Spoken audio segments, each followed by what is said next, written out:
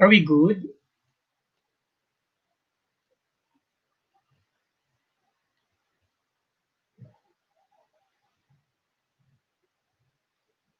Good morning, ladies and gentlemen, friends, colleagues from all over Calabarzon. Welcome to your orientation on learning delivery modalities course for instructional leaders and teachers.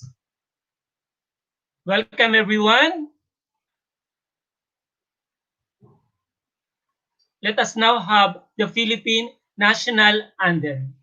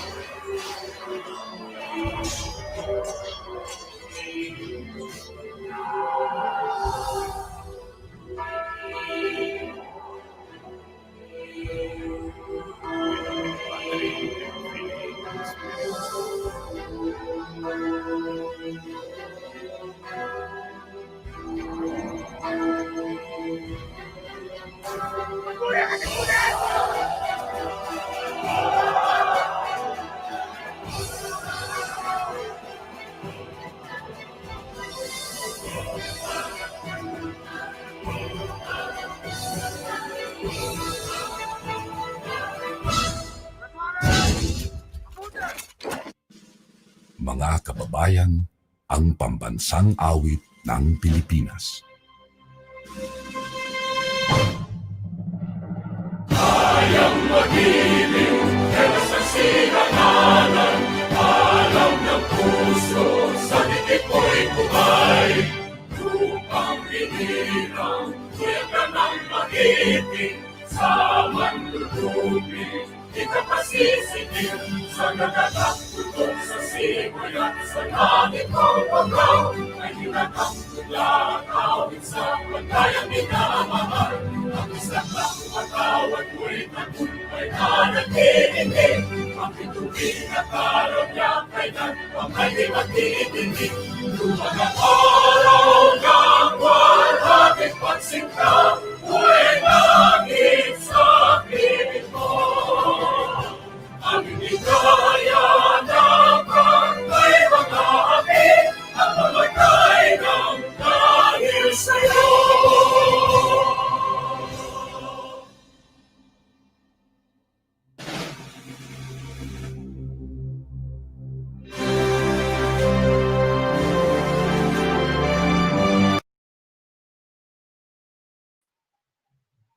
Let us now put ourselves in the holy presence of our dear Lord. Loving Father, we come to you this hour asking for your blessing and help as we are gathered together. We pray for guidance in the matters at hand and ask that you would clearly show us how to conduct our work with a spirit of joy and enthusiasm. Give us the desire to find ways to excel in our work. Help us to work together and encourage each other to excellence. We ask that we would challenge each other to reach higher and further, to be the best that we can be. We ask this in the name of the Lord Jesus Christ, in the unity of the Holy Spirit, one God forever and ever. Amen.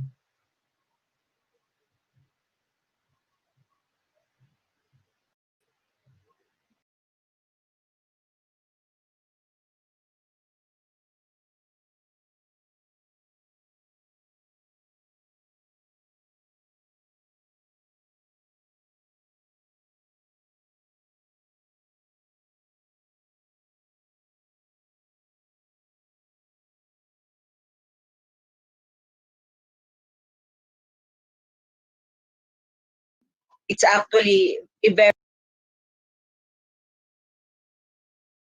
thank you very much, Miss Nadine. Thank you then kay sa lahat, especially our chief, Ma'am Luz, our OIC chief, the HRDD, si Ma'am Gisela. and the rest of the team. Nakita ko si Ma'am Nadine. To the CID chiefs and the Chief of SGOD na nakita ko dyan. Magandang hapon sa ating lahat. Good afternoon. O pwede naman Good afternoon, ma'am. Good afternoon. Yung mga cameo, ikaway na lang. Good Kaway afternoon. na lang, okay. Good afternoon po. I would like to start with this. Last night we had a Bible study and prayer meditation, and let me quote some of the most powerful statements. Actually, it's not a biblical verse, but it's a statement that actually struck me, and I hope this will put across the message we are all experiencing. We are in the period wherein it's actually very unnatural and it's not normal, no? We have been through this pandemic for nearly 6 months. Halos the half of 2020 is quite unusual for all of us. This is a challenging times because siguro never been in the human history. Well, of course, hindi pa tayo buhay nung time na when the influenza virus struck the whole world. No? This was in 1918. But we are all in this for nearly 6 months. And I know after this, we will come out different people, different individuals. And the quote says, doing the best at this moment put you in the best place. Again, doing the best at this moment put you at the best place. You know, it got me into thinking, what will be, or how will I come out with this? Ako personally and professionally, naitanong ko sa sarili ko. Sabi ko, after all this, hindi natin alam kasi we're in for a long haul. Some are saying that this may last for a year. We're into 6 months. So how do we survive this pandemic?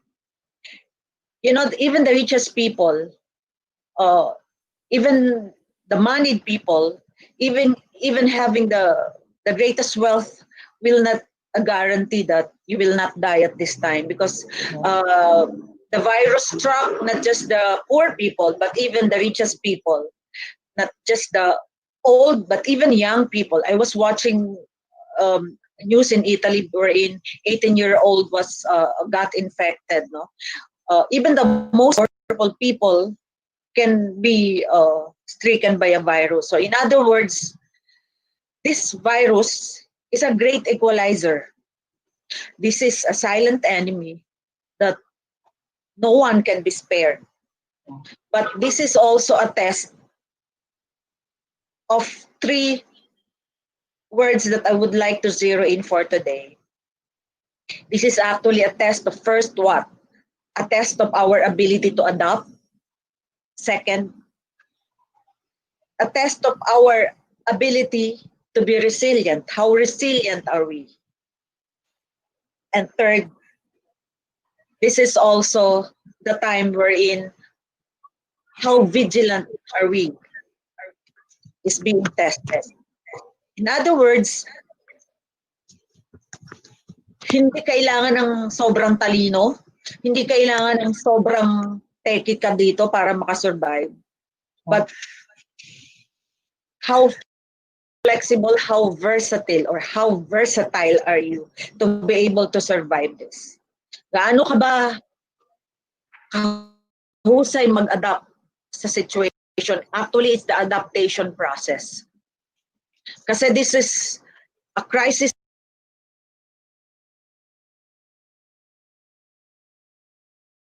where no one controls the situation. Di natin alam, kausap natin ngayon, mababalitaan na lang natin, namatay na pala dahil nagka-virus. Napakabilis.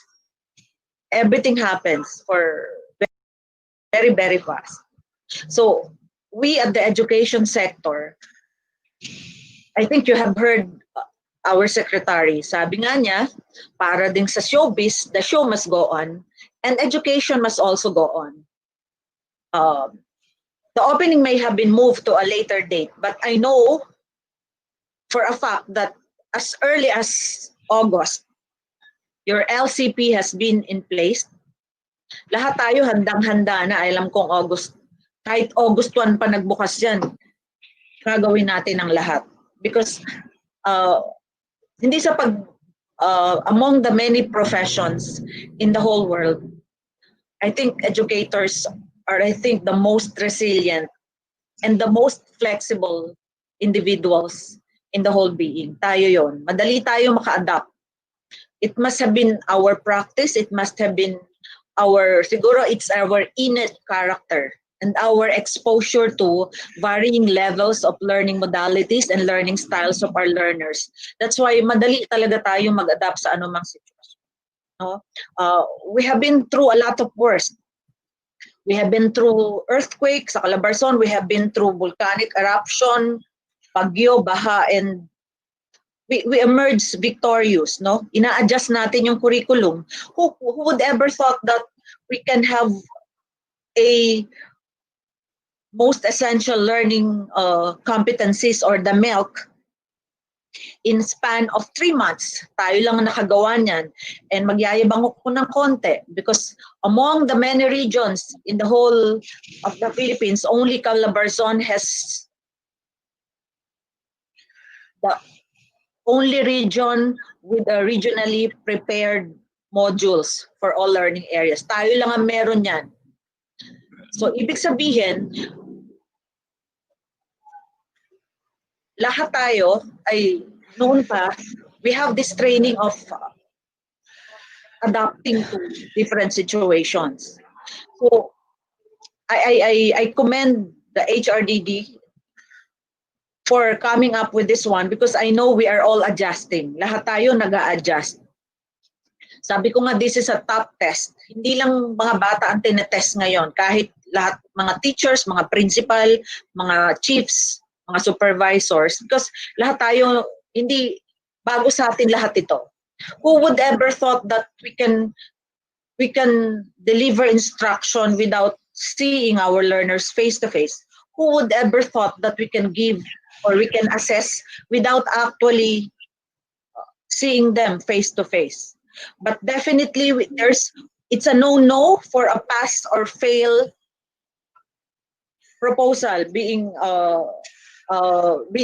proposed by some lawmakers na gusto nila ipasa na lang at ibagsak. Hindi tayo papayag niyan because we are all in for, this is our business. Hindi pwedeng pasang-awa at dahil lang nasa sitwasyon na ito ay papasa natin sila.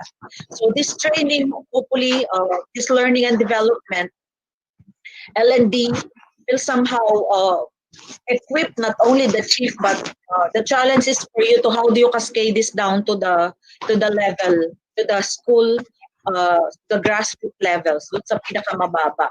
So I hope lahat ng matututuhan nyo, magyayabang din ako ulit ng konti. During our HR Prime in the region, we fare very well in terms of our learning and development. And I really commend our training team sa region for the exposure.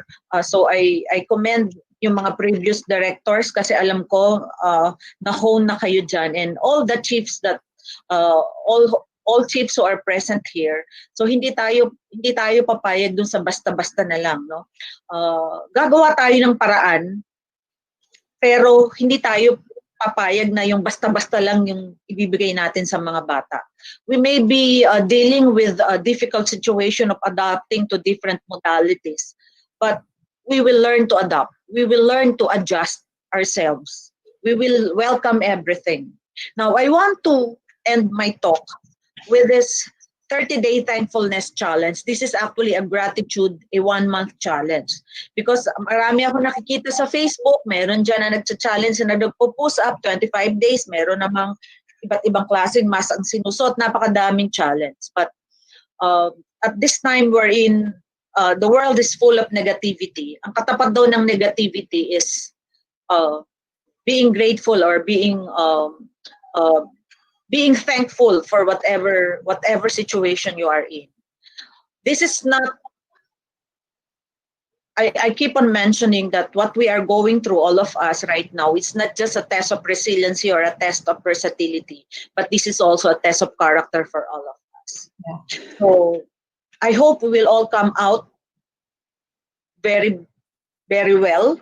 We will all come out stronger individuals. We will all come out spiritually grounded individuals. And siguro kailangang lahat tayo ay after this, hindi natin sasabihin na tumaba tayo dahil lang nasa bahay tayo. But I think more than that, more than the physical change is the spiritual change that will take place within us. So I hope this 30-day thankfulness challenge, pangako nyo sa akin, take away nyo to, beginning September 1, day 1, what is unexpected blessings are you thankful for? Lahat na to, hindi ko na to iisa-isahin, basta hanggang day 30 ito. Ito yung gusto kong itapat nyo sa pandemya. So, pwede nyo sabayan you can log this down, you can put a notebook on this, but I want you to take this seriously. And I hope after 30 days, whether the pandemic, whether the virus, the COVID virus is still around, I hope this challenge will make all of us better individuals. Thank you very much, and may God bless us all. Maraming salamat.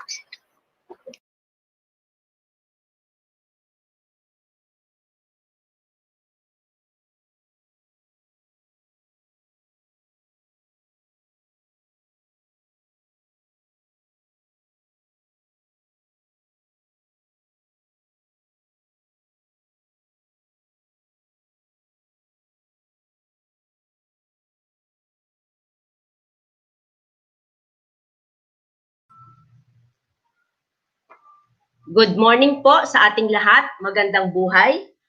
Welcome to 1,683 participants from 21 SDOs.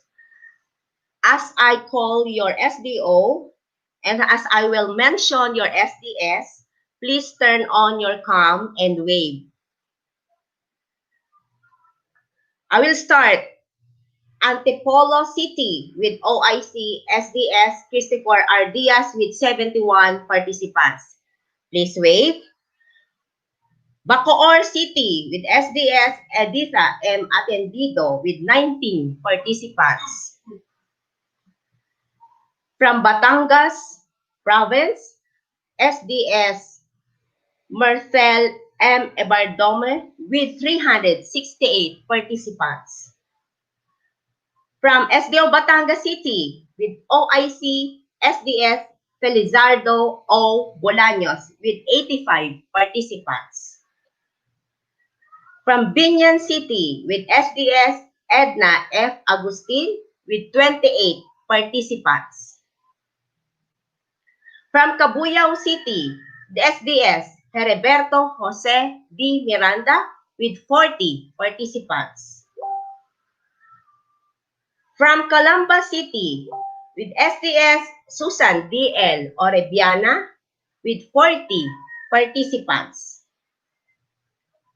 From SDO Cavite, with SDS Romel C. Bautista with 58 participants. From SDO Cavite City, with OIC SDS Lourdes T. Bermudez with 16 participants. From Dasmariñas City, with SDS Celedonio B. Balderas Jr. with 36 participants. From General Trias City, with SDS Doris DJ Estalilla with 26 participants. From Imo City, with SDS Rosemary D. Torres with 38 participants. From Laguna, with SDS Marites A. Ibanez with 267 participants. From Lipa City, with OIC SDS Homer and Mendoza with 110 participants. From Lucena City, with OIC SDS Hermogenes M. Panganiban with 27 participants. From Quezon, with OIC SDS Elias A. Alicaya Jr. with 115 participants. From Rizal, SDS Cherilu de Repia with 195 participants. From San Pablo City, with OIC SDS Daisy Z. Miranda with 26 participants. From Santa Rosa City, SDS Manuela S. Tolentino with 52 participants. From Tanawan City, SDS Helen A. Ramos with 54 participants. And from Tayaba City, SDS Anyano M. Ogayon with 12 participants. Welcome to all EPS, PSDS, principals, and teachers participants for this webinar. Thank you very much and happy September.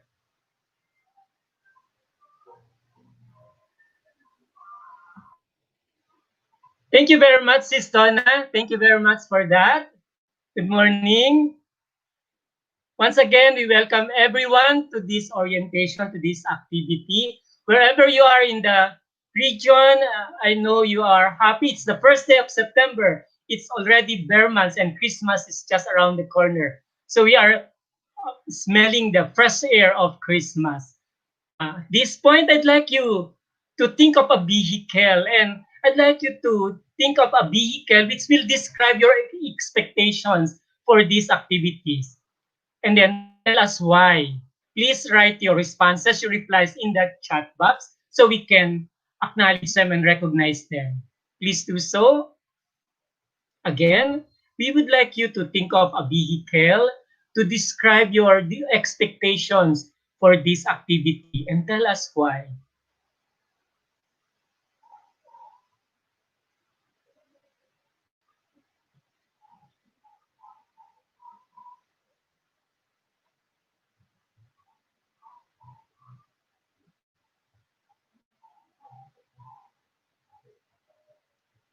Ma'am Arlene Hernandez said airplane.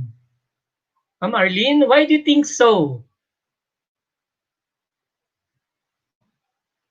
And Ma'am Christine Perez mentioned the same thing, airplane, because I know this will help me fly and reach our goals for sulong edukalidad. Thank you very much, Ma'am Arlene and Ma'am Christine. Yes, wherever we are and whatever modalities we are in, we are going to that direction.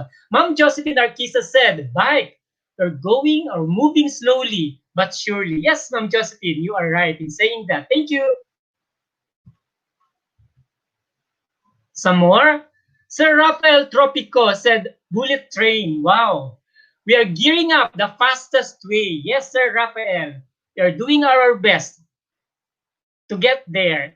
Ma'am Babylin Gadasa said, PUV, specifically jeepney. I am expecting that everybody or meet the needs of everyone will be catered to. Yes, Ma'am Babylin, thank you. Ma'am Sylvia Marquez, it's a plane where it could bring us anywhere with comfort and advanced KSAS to make our services much better. Yes, Ma'am Sylvia, thank you very much for that one. Of course, Ma'am Sylvia, there will be challenges, but whatever those are, we will meet them head on. Ma'am Clara May Mirabel said, a bus which is full of passengers with a trusted driver who will take us in the right way to go. Yes, Ma'am Clara May. Thank you for that.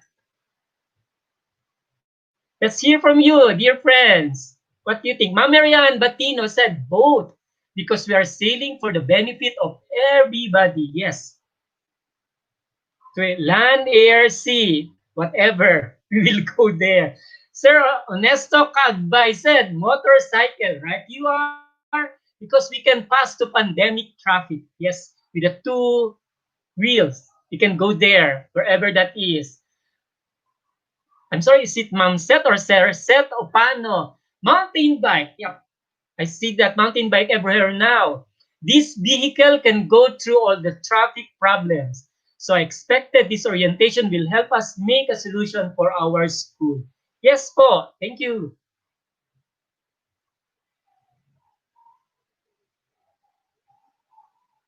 We have some more? I know you have a lot of things to say about this, your expectations on this activity, for this activity. Sir Arnel Sapanta, hi, Kuya Arnel. Bangka, smoothly sailing in a calm water. But whether it is calm or not, or otherwise, we still will get there. Yes, thank you, Kuya Arnel. Ma'am Doris, hi Ma'am Doris. Bangka again, sabay-sabay tayong sasagwan para makarating sa ating patutunguhan. Oh, wow, nice. Together, we can do this. Ma'am Gina Tiesa said, ship, because we need to transport all our learnings to the field slowly but surely. Yes, Ma'am Gina. Ma'am Helen Gutierrez said, any mode of transportation, yes. All those we mentioned above, which can reach out everyone. Yes, Ma'am Gina. And Ma'am Helen. Yeah, you are correct there.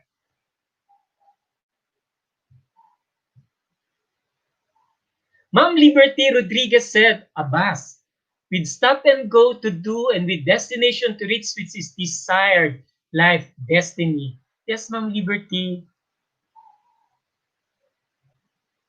Ma'am Edith Abdon said, cable car. Oh, because even it's risky, yes, still we will try and overcome the risk, just like what we are doing for LCP for the good of our learners. Yes, Ma'am Edith, we are going to do everything for our learners, for the sake of our learners.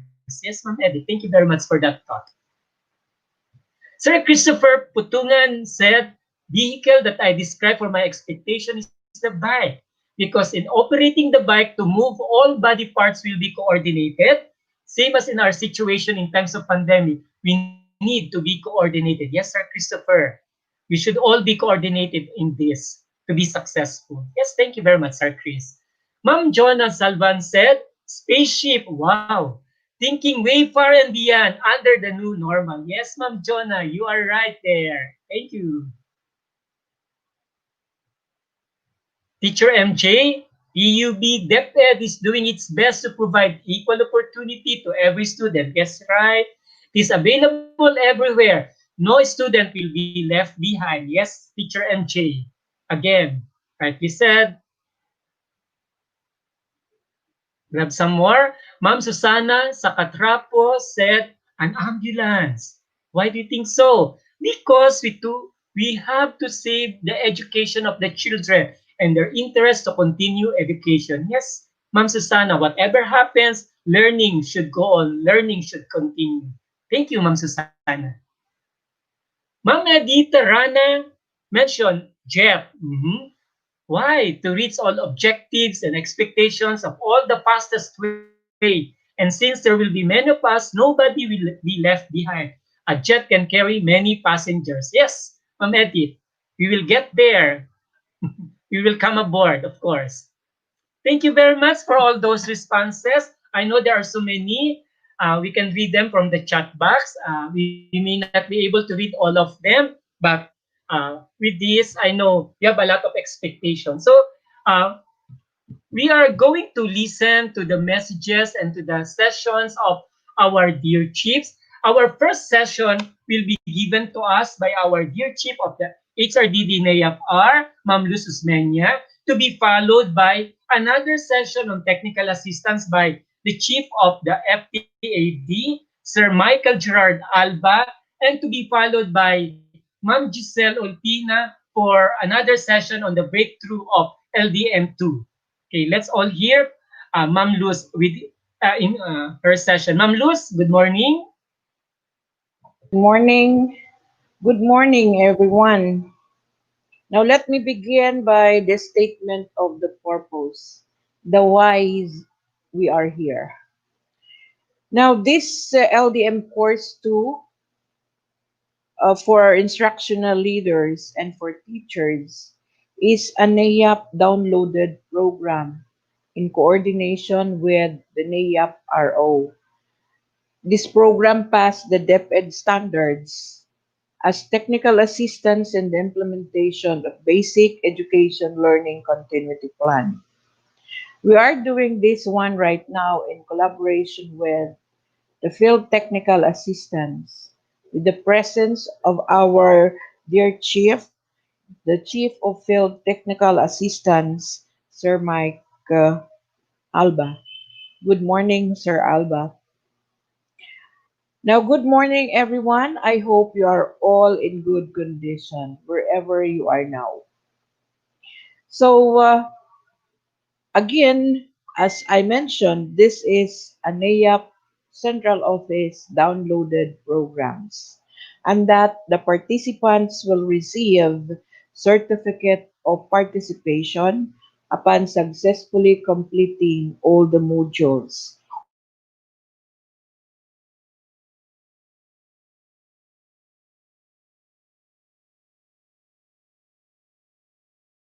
Now, as here, the education program supervisors, the PSDS, the select principals who will be coaches in the implementation of this learning delivery modality course 2. Now, our objective for this orientation is that to provide you with better understanding of what the learning modality course 2 for instructional courses is all about and your vital role that you will play as instructional coaches to our teachers. Now, I know that uh, it's really it's really hard to face really the new normal, but because of all your positive thoughts which I have heard this morning, and with the message of our ARD, we can continue the learning in all our respective schools. Now let us start doing the 30-day thankfulness challenge of our ARD. So we are very thankful to our ARD, but because she has a very urgent task to be done this morning, that's why we played her message last Thursday in the same way with in the same topic wherein our participants were all the training management team of the SDOs. Now this will be the flow of the orientation for this morning. Now we are having or we have just finished the preliminary program. Now that will be followed by the session one, which is the course overview. This was actually stated by Sir Jerome already. That will be followed by session two, the technical assistance and coaching in the LDM course two. Session three, the walkthrough of the course modules for instructional coaches. And the session four will be the synthesis, the next steps, and activity evaluation. Now, we will end up this program probably until 12 a.m. this morning. So now, let me continue my session that is all about session one, the Learning Delivery Modality Course 2 for instructional coaches, the course overview. Now, our session objective is this. In this session, you will listen to the discussion of the Learning Delivery Modality Framework, the course content of the Learning Delivery Modality Course 2, the delivery design, and the type of learning modalities utilized. Next, please. Now, the Learning Continuity Plan courses. We have actually the three courses. Course 1, the Learning Delivery Modalities. Actually, we have finished already this course, and I am very thankful to all of those who finished the course 1 for the school heads or the school leaders, including the PSDS and the EPS. Then we have the course 2, which is all about welfare and well-being, the learners' welfare and well-being.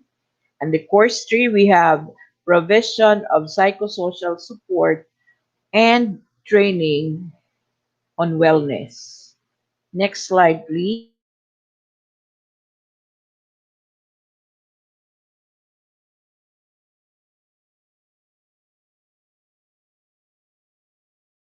Next slide, please. So, LCP courses for school and division leaders. Now, actually, this is made up of two streams. Course 1. Now, LDM 1, Management of LDM Implementation. And we have finished that. Now, we have the course 2, the Learner's Welfare and Well-being.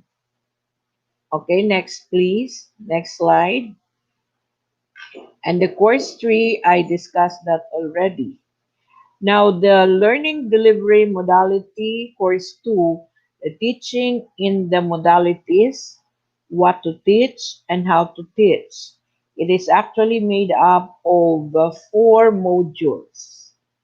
Now, these four modules, Module 1, the course orientation, Module 2, the most essential learning competencies, Module 3, lesson design and assessment in the modalities, and Module 4, coaches, technical assistance, and coaching in learning delivery modalities.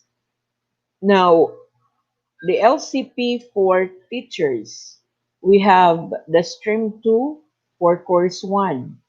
So LDM 2, teaching in the modalities. Okay, so I mentioned that already. Now, again, I mentioned already the course 2. Course 2 here, learners welfare and well-being. We have three modules.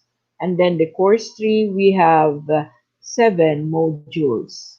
Now, for course 3, the DepEd already provided several training in coordination with the NAIAP Central Office. And I hope all your teachers are already attending this one. Now, for next, please. Okay. So I mentioned that already. So, all right. Next, please. Now, the course 4,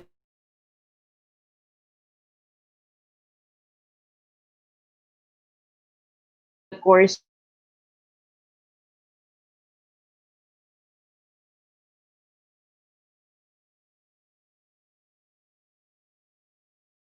3, you have seen that the all right. So the learning delivery modality course 2 for instructional coaches. Now, the course objectives are the following. Know the different learning delivery modalities and platforms, their features, uses, and pedagogies. Now, next, plan and execute an orientation of teachers for the LDM 2 courses. And third, plan for the technical assistance and coaching of teachers in the learning delivery modalities. And last, be confident in performing your role as an instructional coach. Next, please. Now, okay, so let me explain to you the Learning Continuity Plan Capacity Building Framework for teachers and school leaders. Now, this LCP CB program, um, formulated by NAIAP Central Office, is anchored on the professional development priorities, which was actually issued in the DepEd Memorandum number 50 series of 2020. And because of this pandemic, this LCP was formulated. Now, both we have the courses for um, school leaders, which made up the the principals as well as the supervisors. Now we have two tracks here. So we have the learning continuity program courses, And we have also the regular professional development program or courses. Now, these are designed and implemented through using different principles and guidelines. And also, the contributing writers and editors here came from both internal and external learning service providers.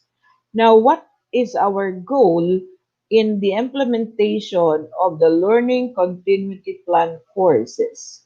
Now, of course, uh, we really want to improve readiness for remote multimodal learning delivery and informed decisions making in choosing appropriate learning delivery modality. For regular professional development programs, we want to improve pedagogical content knowledge and assessment. Now, what is really the common goal? We really want to have quality instruction delivery in this new normal. Of course, we need to support strongly the sulong edukalidad of DepEd. So this is the whole learning continuity plan capacity building framework for teachers and school leaders. Next, please. Now, our learning delivery modality delivery design on building expertise on the ground are the following. Of course, we want self-learning modules. That's why you will be provided with modules in which you will do independent study by yourself or with the aid of your peer. We call it as peer learning through luck and coaching. So, next please. Our our delivery modality may be of two types. It could be synchronous and asynchronous learning. Now, when we talk of synchronous video, it could be done through video conferencing. Now, like this, no? Via luck and coaching, or it may be guided independent study through self-learning module or asynchronous peer learning. For those who would like to make use of other gadgets aside from the laptops or the computer, you can make use of your cell phones through text messaging. Okay, so next, please. Now, this is what I told you about building expertise on the ground. So, let's say, for example, in your SDOs, the modules now are being used, no, in the implementation of this program. So, independent study plus peer learning through LAC coaching. So, these are now the learner participant in one LAC team. So, LAC team is actually headed by a LAC leader. Now, whatever output the LAC team will submit, you need to submit that to the LAC leader. And the LAC leader will collect all the outputs. Now, the LAC leader, the LAC team is actually, uh, we have the assigned coach. No? Now, the assigned coach will collect the output for evaluation. So the LAC leader will submit the output for evaluation to the assigned coach. Now, who will be this assigned coach? You will be the coaches. no? So the output you will evaluate and validate and then recommend for certification. So then, all the assigned coach will submit the recommendation for certification to your overall um,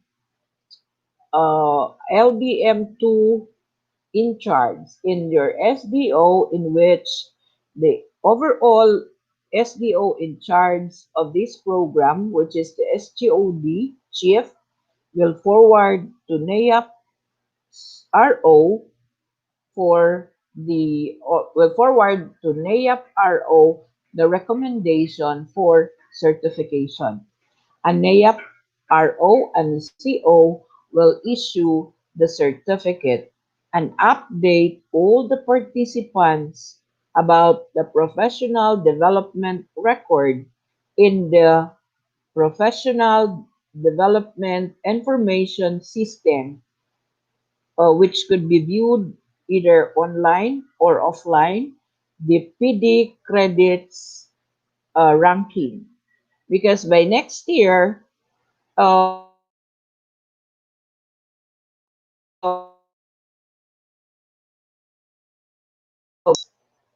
credit units will be used in the promotions of teachers and school leaders. Now, the certificates that will be honored are those certificates which are NAYAP recognized only. So we will wait for the issuance of the policies regarding hiring and promotion. Okay, next please. Actually, that will be by next year.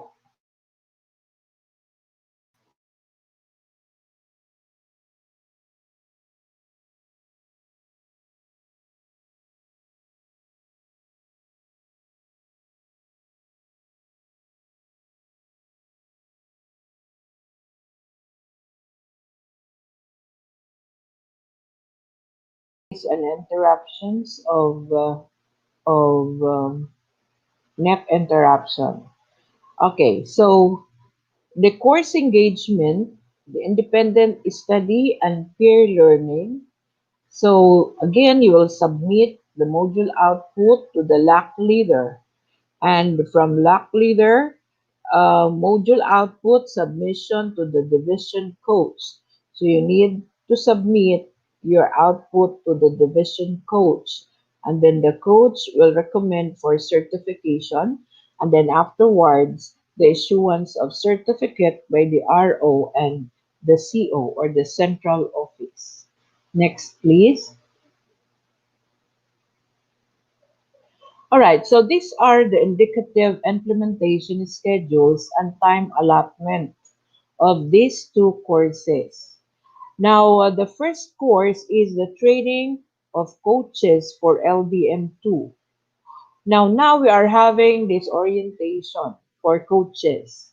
Now, after this, you are expected to implement this training for coaches in your respective SDOs with the management of the SDO training team. Now, this is just a suggested schedule, but hopefully you could meet the schedule, no? So that before the start of classes, the coaches and the teachers have already done all this. Second week of September, this will be done for 5 days. Now, of course, you will not yet implement the LDM2 for teachers unless the training of coaches have been completed, because no one will coach the teachers because you will be their coaches, no? Okay, so LDM2 for teachers, that would be done probably on the third week of September for 5 days. Next, please. All right, so let's have a game time for 3 minutes. So this is now what we're going to do. What do you think is the proper sequence of modules in LDM2? So get a sheet of paper or a smartphone and write the letters of your answer. Just for you. Okay? Uh, Sige, you can guess because I know you do not have yet any idea about this. So from A to F, write on your writing sheet or wherever the proper sequence of modules 1 in the Learning Delivery Modality Course 2. So your time starts now.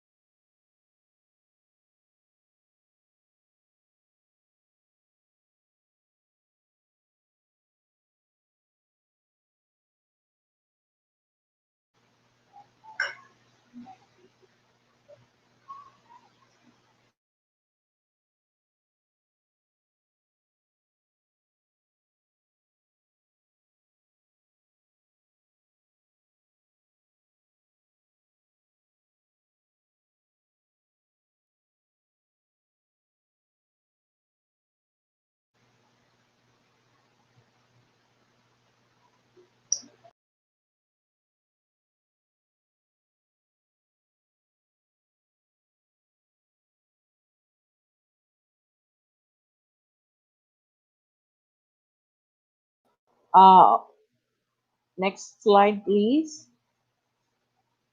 All right, now check your own answer. So the first one must be, of course, the program should always start with a course orientation. And this is now what we are doing. The next, planning for the implementation of LDM2 for teachers. So there must be planning of an LDM2 for teachers. So letter B. Next, letter F. Lesson design and assessment in the modalities. So there must be that design. And then next, letter A, the learning resources. So there must be the learning resources. So letter A, then letter E, technical assistance and coaching in learning delivery modalities. And the last one is building your LDMTA portfolio. So as you can see, the chronological order of the LDM course 2 from letter D, B, F, A, E, C. Now, the question is, how did you feel about your score? Share it through emoticons and put that in the chat box. And I will see that later. Okay. So then, all right. So moving on, the learning delivery modality course 2 is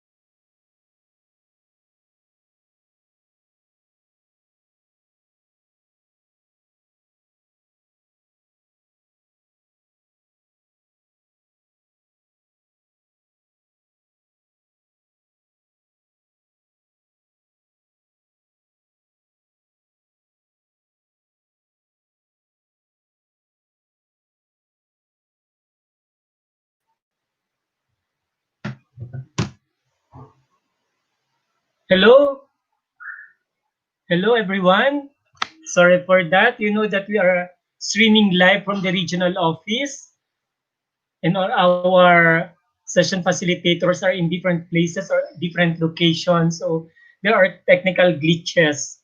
So connectivity issues. Please bear with us. We will continue our session with Ma'am Luz while we are fixing this. We are just waiting for Ma'am Luz. Ma'am Luz, are we all okay? Are we okay now? For a while, Yes po, Ma'am Luz. for a while. I hope friends, colleagues are Oh, still there with yes. us. Next slide, please. Yes, Ma'am Luz. Go ahead, please. Okay. So LDM implementation mechanism. So again, LDM course 1, we have done that already. So training for LDM2 coaches. Now the course management here, the region through NAEP-R or NAEP-CO providing the technical assistance. So the coaching management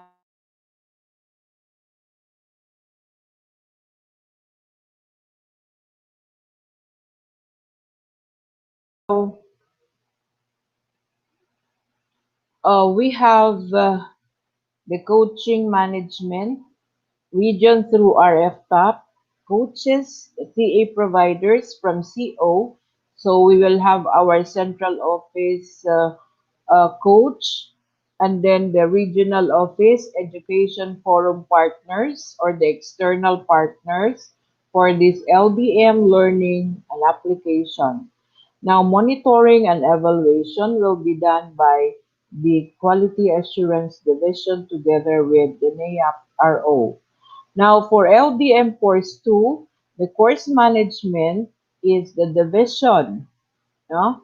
Division which actually through the assistance of the regional office, care of NAYAP providing the technical assistance, both the RO and the CO NAYAP. Now, the coaching management will be the division in support of the RO and CO with a strong CI presence providing the technical assistance for learning delivery modality, learning and application. Now, monitoring and evaluation will be also done by the NAFCO with regional quad and division SGOD. Next, please. Next, please. Next slide, please.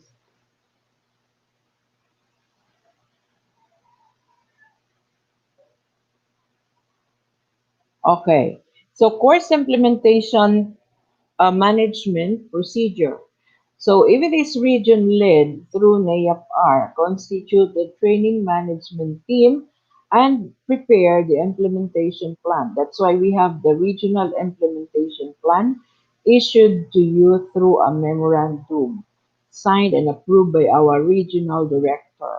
So if it is division lead through the SGOD HRDS to conduct orientation for the management team and set up identification and registration of participants in coordination with other functional offices or units. You have to prepare for the online orientation, implement the course following the delivery design, monitor and evaluate, operationalize monitoring and evaluation mechanism with NAAP CO Quad providing TA and update the learning delivery modality implementation status trackers regularly. And we will be providing you with a tracker similar to what you did in the LDM1 and then submit monitoring and evaluation report for the progress of the implementation. Next, please. Okay, so this is now the suggested program management team, which was also discussed to all the training management team last Thursday. So the overall team lead in the region, the NAEP, are the chief and the division, the SDS through the SGOD. Then the overall co-team lead, the CLND chief, and then in the division, the CID. So we have technology and platform, the ICT, who will assist all of us. Materials and resources, secretariat, help desk, and communication. That will be done by the NAPR and in the division level, the SGOD. Monitoring and evaluation, we have the quad in the region together with the NAPR and the SGOD MME. And the coaching team is actually designed for the management of this is the Field Technical Assistance Division. Next slide, please. Okay, so procedure for management of coaching PA mechanism. Again, I discussed this already.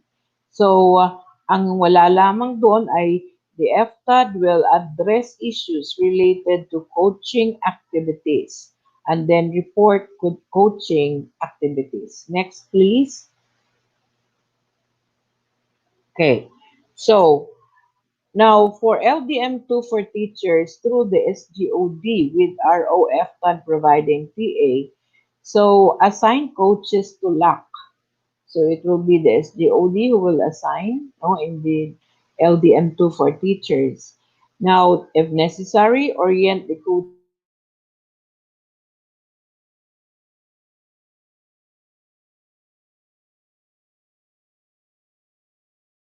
team.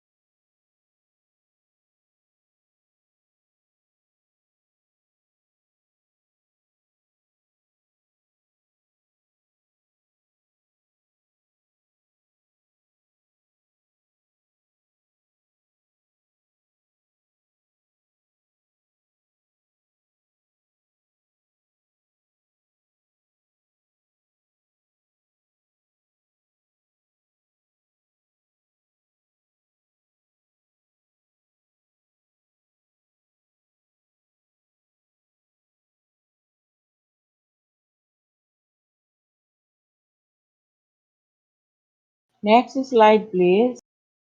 Please. Next slide.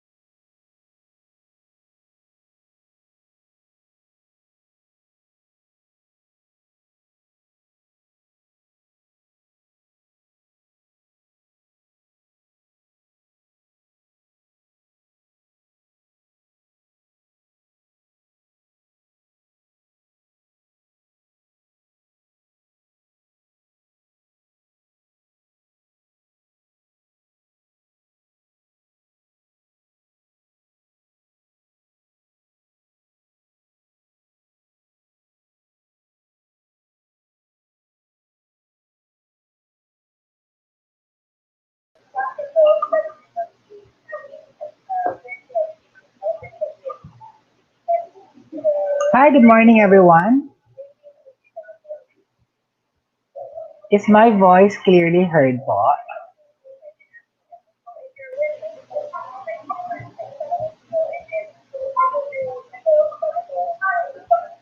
All right, so a pleasant day once again. So I am tasked to discuss to you the LDM2 for instructional coaches, the technical assistance and coaching in the learning delivery modality 2 course.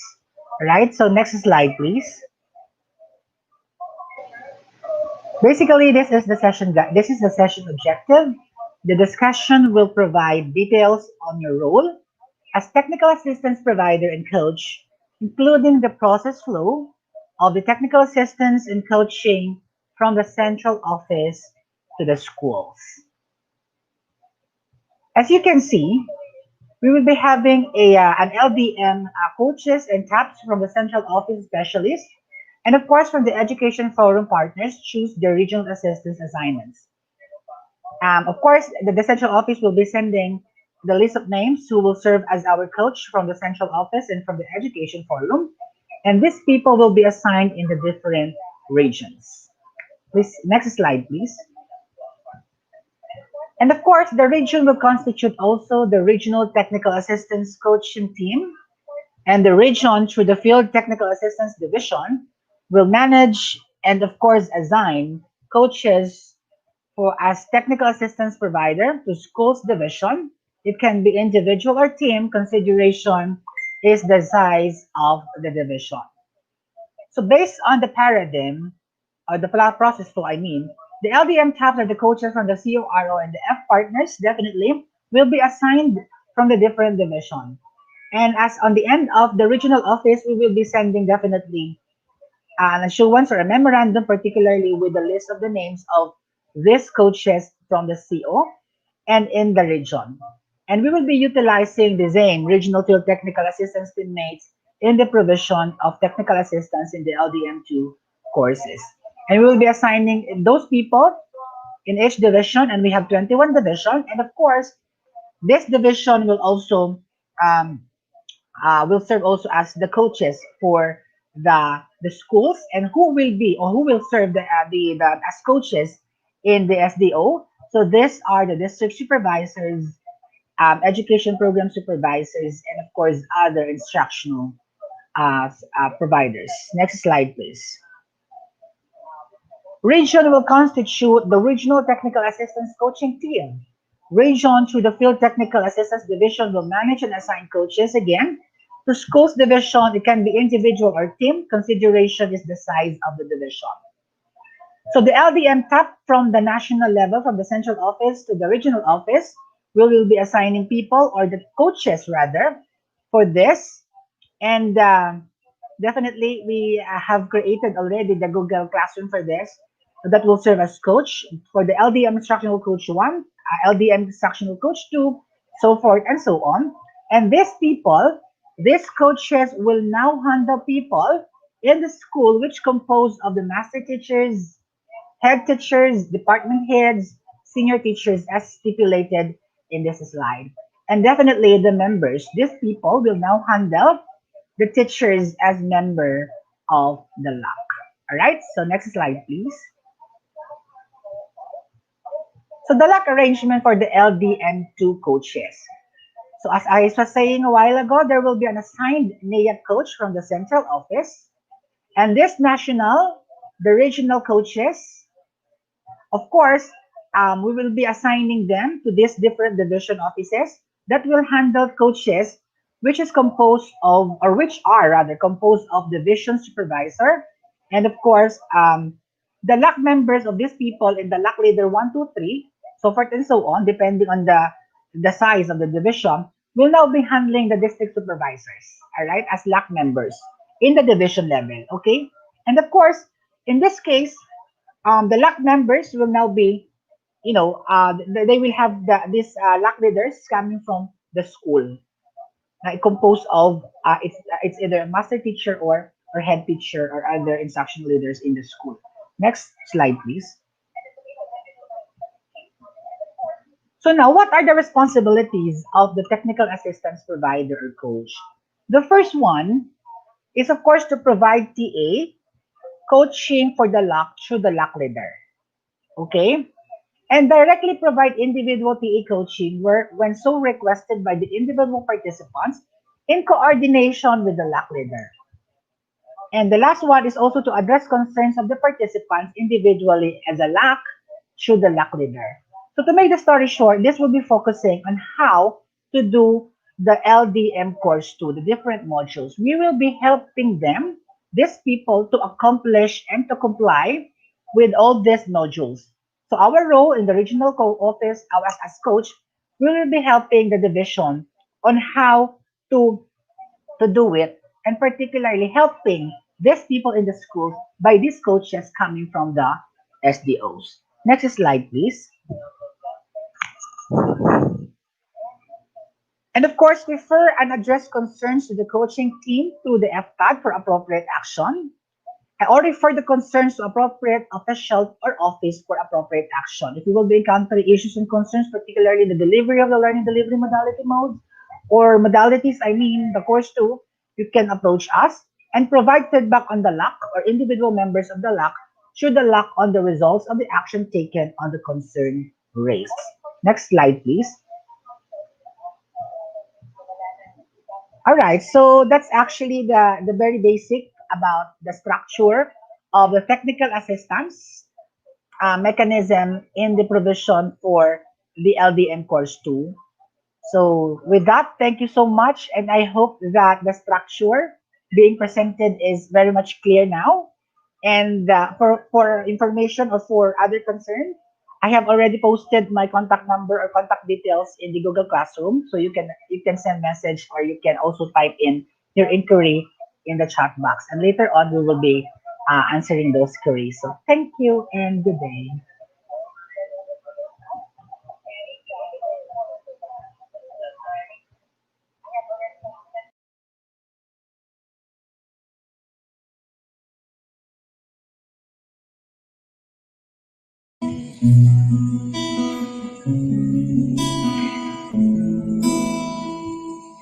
Sa mundong sabi, sa pagkakapantay-pantay, ilagak ang bukas sa iyong mga kamay. Sa bawat salitang sambit ng iyong bibig, sa mga nangangarap, pag-asa ang hatid. higit tayong kailangan. Ating lakas, pag-asang hinihintay. Halina't magpatuloy, tayo'y magkapisik. Maraming naghihintay sa ating pagtindig. Ano man ang pagsubok, lahat kinakaya. Gurong Pilipino, mabuhay ka! Mabuhay ka!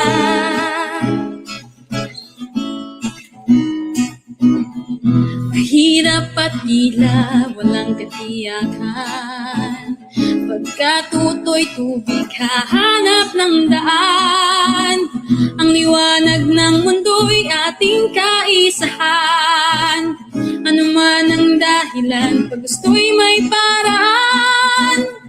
Ito ang panahon, higit tayong kailangan. Ating lakas, pag-asang hinihintay. Halina't magpatuloy, tayo'y magkapipisig. Maraming naghihintay sa ating pagtindig. Ano man ang pagsubok, lahat kinakaya. Gurong Pilipino, mabuhay ka! Mabuhay ka!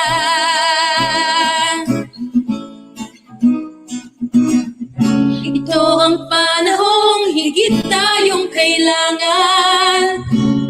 Ating lakas, pag-asang hinihintay.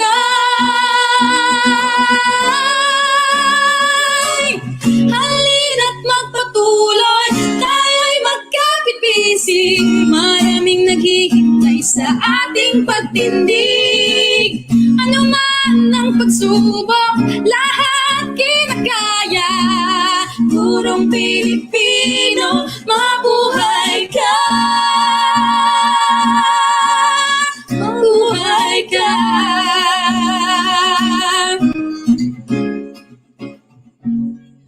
Gurong Pilipino, mabuhay ka!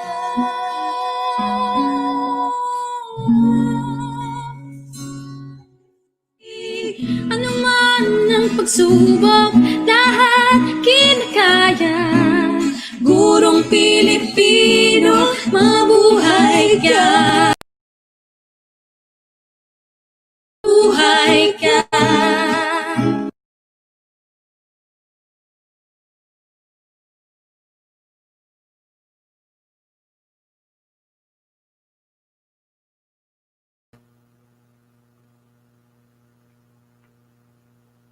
Okay. Am I clear?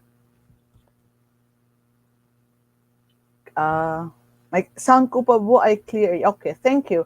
Thank you, Miss Jonna. So welcome back po sa ating orientation.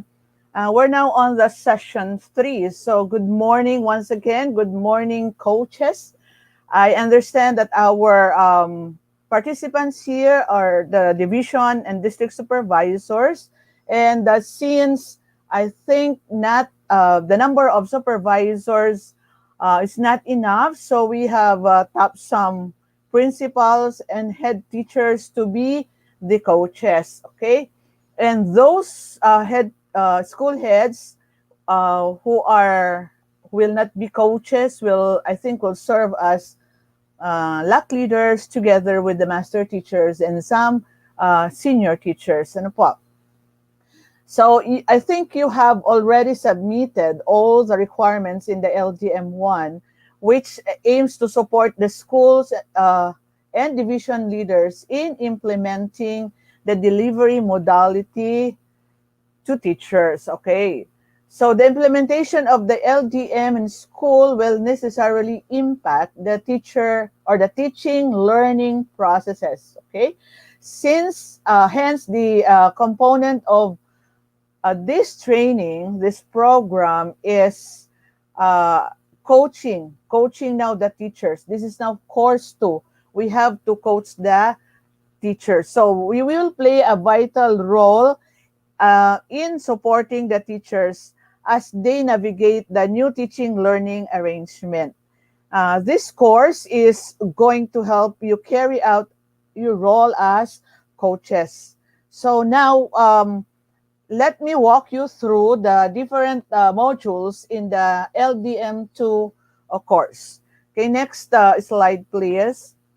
Right, the main objective of this uh, module is for you to, or for us to discuss thoroughly the module objectives, the content, the duration of the activities, and the expected outputs. So like session or LDM1, you have also submitted different outputs and it was rated, no?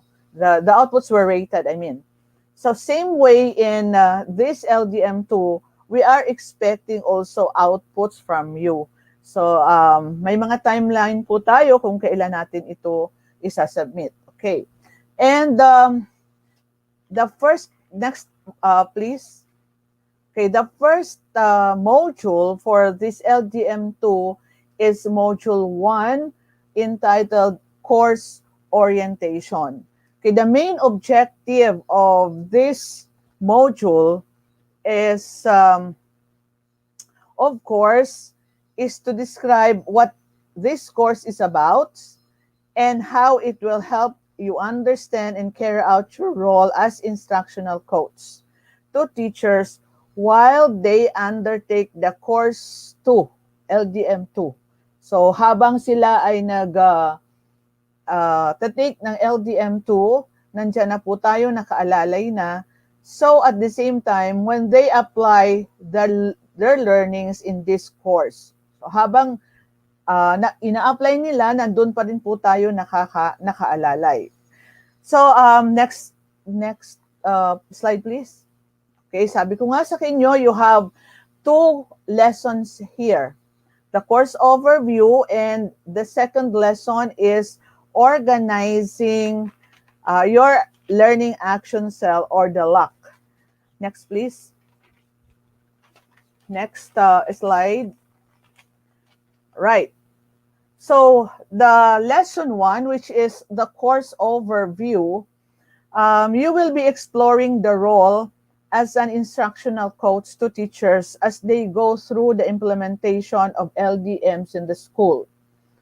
As a division or district supervisor, you will be learning how you can effectively perform the role as instructional coach. Or together with you are some principals who will also serve as coaches. And this will help you better assist teachers in facilitating learning and the new normal. So this overview will cover the why, the what, and the how this module will run. Okay. The focus of this lesson is more on content and delivery, the course design, course rationale, and objectives, the LCP capacity building framework, the learning cell, and self-learning modules. Okay? And you have for this course, course 1, lesson 1, you have here 3 activities to perform, right? Now, the first activity is you will reflect on the overview of this course by answering the questions stated in the activity 1, like what are the ways you can prepare as an instructional coach? Ano po ba ang kanilang ating preparation, pagiging instructional coach? Paano po ba natin ito i-ensure na we have effectively performed our role? And also, how will you describe your delivery modality na ginagamit po sa ating pagko-coach? And what are the support mechanism that will help our, you with your learning in this course? So that is activity 1. Now, activity 2 also, you will be filling out a table which will get your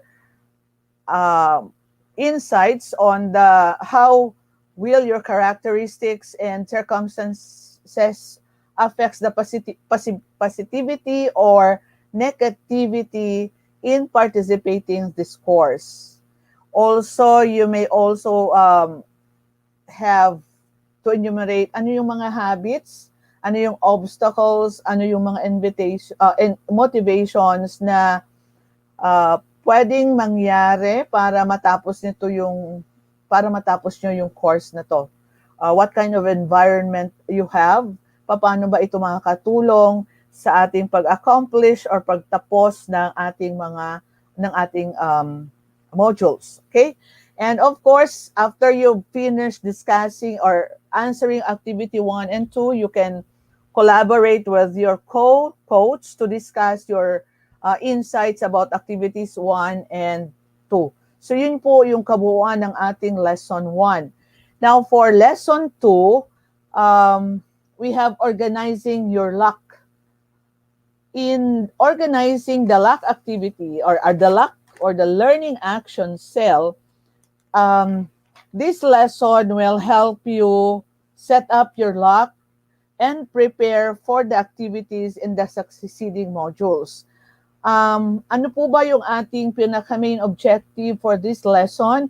One is to enumerate the roles and responsibilities of different LAC members. So kanya-kanya pong member, kanya-kanyang roles.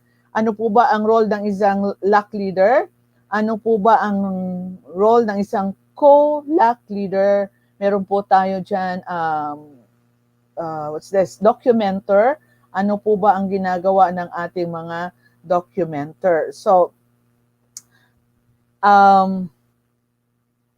alam po natin ng ating mga ang Biblia ng ating LDM for this is DepEd Order number 35 series of 2016. So, ang activity 1 po natin dito is we have to read DepEd Order number 35 and we have to reflect on it. How does participation or participating in the LAC influences the learning? So, alam po natin na dito po sa LAC or sa DepEd Order number 35, dito po nakapaloob kung paano natin i-organize ang isang LAC. How many members should consist a LAC team? So sabi dito, we have to 5 to 15. The maximum is 15, including na po yan ng LAC leader. So 15. Hindi po tayo mag-organize ng isang LAC na magkakaroon tayo ng 50 members kasi po ay hindi na LAC yun, kundi ay isang training na when we discuss the needs of the teachers and having a 50 or more participants, it will become a training and no more LAC. Okay? Hindi na po siya LAC. So we have to stick to 5 to 15 members. So ngayon po, pinapa-implement natin ang 15 members per LAC. Kasi po as stated in this learning LDM2, ang isang coach can handle 5 LAC teams, 5 or more LAC teams. Kung kukulangin, you can have 8 teams maybe. Because as coaches, as mentioned by Sir Mike a while ago, the coaches will coach the LAC leaders. No? So kung 5 team kayo, 5 lang ang LAC leaders. Unless otherwise, you are requested to coach teachers. So ni-request ng LAC leader na i-coach ang mga members. So yun lang po na pwede kayong pumasok as coach for the teachers. No. And we have also here forming, as I said, you have to form the LAC and you have to fill out the LAC profile sheet. So marami po tayong kailangan na i-fill out dito. Ano-ano po ba yung mga forms na kailangan nating i-perform or i-accomplish, and you have to submit it to the regional office or to the division office first, and the focal person of the LAC will be the one to submit it to the regional office. Okay. Ang lock profile po, and then the activities, I mean, the lock profile sheet will consist of the names of the lock members, their designations, the contact details, and the preferred mode of contact, like email, texts, Google Meet, or via Facebook. You have also there the facilitation information sheet and the lock session report. Yun po ay nakapaloob sa ating lesson 2. Next po ay we will be having um, course 2. Okay, next slide please. Now, session 2 is all about the module 2, which is planning for the implementation of LDM for teachers. Okay, the instructional coaches will play a major role in the implementation of this course, which will be done at the division level. So, kayo na po sa division level. And then this module also will help you prepare for the division implementation of LDM2, which means working with the division management team to plan to its proper and successful execution. So mayroon po rin kayong orientation, and you can do it with the division training team. And there are 2 ways of doing it. I will be discussing it to you later. Now, the objective of this module, yan. Ang una po is to carry out your plan for building the capacity of teachers in the implementation of LDMs in the respective schools. Second is to familiarize yourself with the LDM course design, planning, templates, and steps in planning. So dito po nakapaloob, paano po ba tayo mag-plan ng ating orientations? Paano po ba tayo mag-design at paano po tayo mag-implement ng ating LAC programs? Okay, develop plan for the orientation activity in the LDM2, the implementation with your jurisdiction using the planning template. Meron po tayo dyan if you fill up or if you fill out na mga template for the implementation, and then organize the teacher's LAC assigned to you. So, we have, like, sabi nga natin kanina, coaches can have 5 or more LAC team. So, dapat po ay na-organize na natin ang ating mga team or mag-organize po tayo ng mga team before we can conduct the orientation. And of course, we have to know who are our LAC leaders and our LAC members. So, ang atin pong module na to ay we have 2 lessons, lesson 1 and lesson 2. Lesson 1 is the course design for LDM course 2 for teachers. And lesson 2, planning for the implementation of LDM course orientation activity. And we have 3 lessons. The third is organizing the teacher's LAC session. Actually, ang estimated time nito, ang required time is 6 hours with this session. Now, what is all about lesson 1? Next slide, please. Now, lesson 1 is the course design for learning delivery modalities, or LDM course 2 for teachers. And the main objectives of this lesson is to describe the course content, the organization and delivery mechanism. Second is to prepare a plan for implementing the capacity building of teachers in school heads. Okay, so you have to make plans in the implementation. Now, take on your role as training implementers and organizers. So dito, since kayo ang mag-orient, so you take the role as a trainers or a training implementers. Paano ba natin ita-train or i-orient ang ating mga LAC teams or LAC members? And we have here, I have said, 2 activities: reflect acting on the LDM2 course overview for teachers, meaning to say you have to answer some question like what do you think will help the teacher in completing the course or what will hinder them in doing so.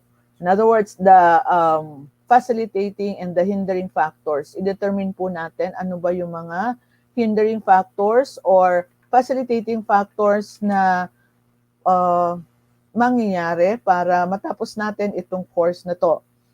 And also, you need to have what are the challenges na na-encounter ng ating mga LAC members and paano natin i-help.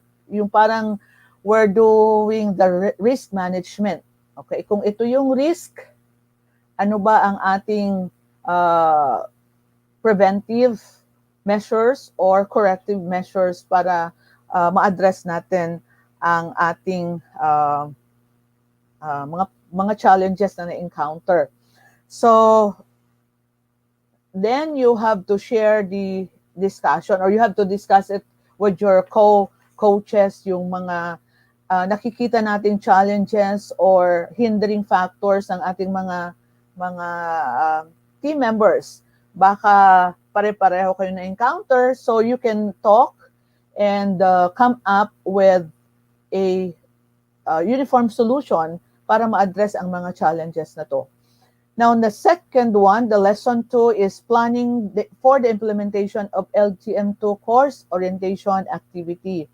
Now, in this lesson, you have to be familiar with the orientation module of the course and also develop a plan to implement the course orientation and also gain confidence in implementing the orientation. So, yan.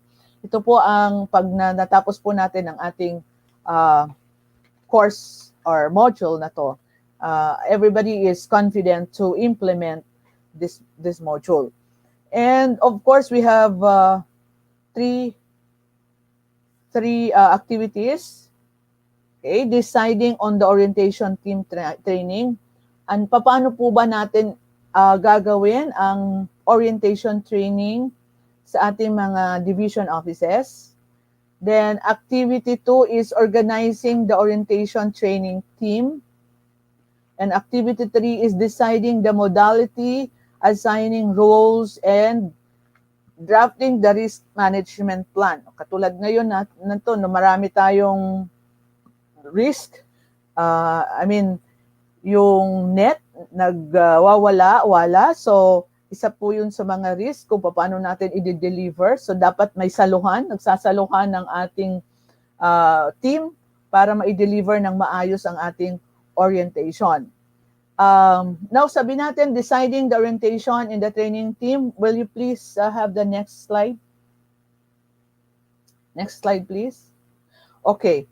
Actually, we have orientation training team. One is the division-led, and the other one is the instructional coach lead orientation team. So, pwedeng division-led or pwede pong yung coach mismo ang mag-lead.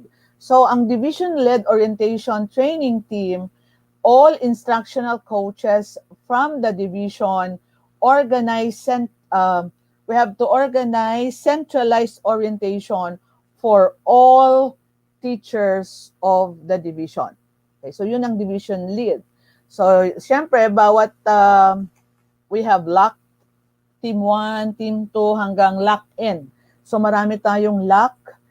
Sabi nga natin, if you have like 100 or 16,000 teachers, how many lock teams will be organized? So, may mga kanya-kanya po tayong lock teams na hahawakan. So, pag division-led po, lahat na coaches ay magtutulong-tulong to organize a centralized orientation to all coaches, to all teachers in the division. So, yan po ang isa sa pamamaraan kung paano natin ma-orient ang ating division teachers or mga teachers sa ating division.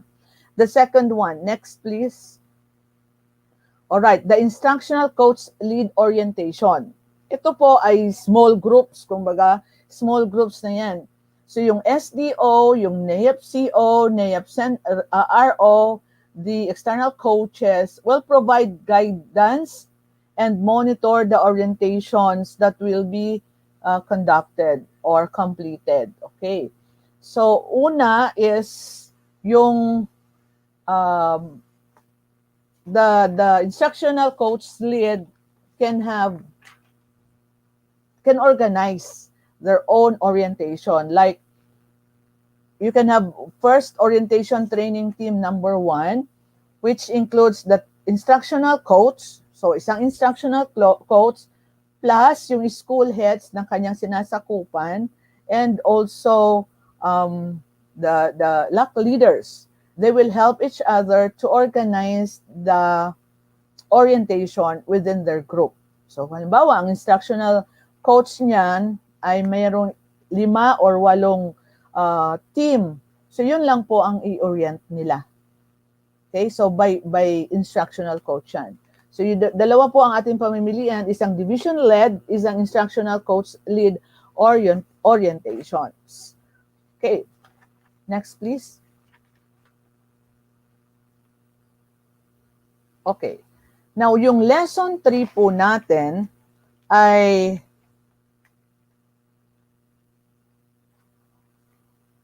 more on organizing the teacher's LAC session or learning action cell. So in this lesson, you will organize the teachers who will be assigned to you for technical assistance and coaching into learning action cell. And then specifically, you have to group the teachers into LAC, identify roles and assignment, and plan for the LAC sessions. Ano po ba yung mga LAC sessions na pwede nating i-tackle sa ating mga teachers? Okay. Now, activity 1 for this is forming the LAC for teachers. Again, please refer to DepEd Order number 35, series of 2016 on how to organize the LAC team. Okay? And also, for this activity, you have to coordinate with the SDS and identify schools that are assigned to you for the technical assistance as instructional coach. And also, record the informations in the list assigned schools, in your assigned schools. So, magbibigay po tayo ng information, sino-sino po ba ang ating mga, ano-ano po ba, or anong schools ang assigned sa atin. If not, anong mga teams. So, maybe the school is too big, more than 200 teachers. So, hindi ka lang isang coach ang nandiyan. Unless pwede mong kunin ang 8 team or more para sa maging coach ng 8 lead, LAC lead, LAC leader, Okay. And then you have to meet also the LAC, the school head, the LAC leader, and the LAC members. Okay, kanina na-discuss na rin po ni Sir Mike kung paano natin ginagawa or ano ang structure mula sa division office. Sa LDM1 po kasi, di ba, we organize a LAC team also na ang members ay ang mga PSDSS at ang LAC leader ay ang division supervisor. So ngayon, yung division supervisor at ang mga PSDS together with some principals ay magiging LAC coaches. At sa pagiging LAC coach nila, they have to handle LAC teams. Okay? So forming the LAC teams for teachers. And then, next is you have to submit all the requirements after you organize the teams. Ano po yung mga requirements? Yung mga forms, marami pong forms dyan, yung list ng assigned school, yung roles and roles ng bawat member ng LAC team. Mayroon tayong LAC leader, LAC facilitator, LAC documenter. Okay. So as I have said, let me repeat, you can handle 5 or more lock teams. Next, please. Now, the next module, the third module is divided into two. We have module 3A and module 3B, right? Module 3A is lesson design and assessment in the modalities. Paano ba mag-assess ng ating mga learners? So, um, in this, the module for designing instruction and different learning delivery modalities for teachers um, focuses on how lesson and assessments are designed for distance learning. Paano po ba tayo mag-assess when we have the distance learning? Okay, ano po ang prescribed assessment sa atin or na nakapaloob sa Basic Education Learning Continuity Plan? Because we have different modalities sa ating uh, ngayon na yung delivery learning modalities natin. Okay? We have several types, so you have to identify the types of the different learning modalities. Ano po ba yung mga learning modalities? We have the face-to-face, which is not applicable at this time. We have also the blended learning, which is also, I think, not applicable. We cannot have face-to-face, or otherwise, we can have also, the the modality that we're implementing now is the modular, no? Modular distance learning. Other distance learning is the online. So mayroon po tayong mga division offices na nag-implement ng online delivery modality. Aside from that, we have the RBI, the radio broadcasting, and you have the TV broadcast, broadcasting instruction. So yun po yung iba't ibang delivery modality na ating uh, ina-apply po sa ngayon. But most of us is using the self-learning modules for or the modular approach in the delivering of instructions. Okay. Now, the third is create a weekly home learning plans to guide your learner as they do independently study at home. So nakapaloob po yan sa DepEd order number, DepEd memorandum ba, yung latest? Paano po ba yung weekly home learning plan? This is different from your LE or lesson exemplar. Ang learning plan po ay dapat nakikipag-coordinate po tayo sa ating mga principal and teachers. Paano po ba tayo mag-develop ng isang weekly home learning plan? Meron po tayong example dyan kung paano po yan ginagawa. So we have to collaborate with each other. And also you have to create an individual learning monitoring plan to keep track of the progress of learners who lag behind in completing the prescribed learning tasks. In this module, we have 3 lessons. The first lesson, please move, please. Next slide. The first lesson is understanding the different learning modalities. Kanina nga, sinabi ko na po, we have different learning modalities. Kaya lang sa atin, most of us is implementing the distance learning, which is the modular. Pero meron din po siyatang online at meron din pong RBI. So dito po sa lesson 1, you have to define the different learning modalities. You have to describe the features of the distance learning or the DL and its different types. You have also to explain the guidelines for implementing the different types of the distance learning. Ano po ba yung mga guidelines natin? And enumerate the minimum requirements for each type of DL. Okay. Nandito po lahat. Ano po ba yung mga protocols pag online? Ano po ba ang protocols pag modular? So dito po natin i-discuss lahat. And number 5 is rank the different types of DL in terms of their degree of difficulty to implement from the perspective of your school or your division or the place where you are. So, siguro wala naman po tayong problema dito dahil na-identify na po natin through our LCP kung anong modality ng ating gagamitin.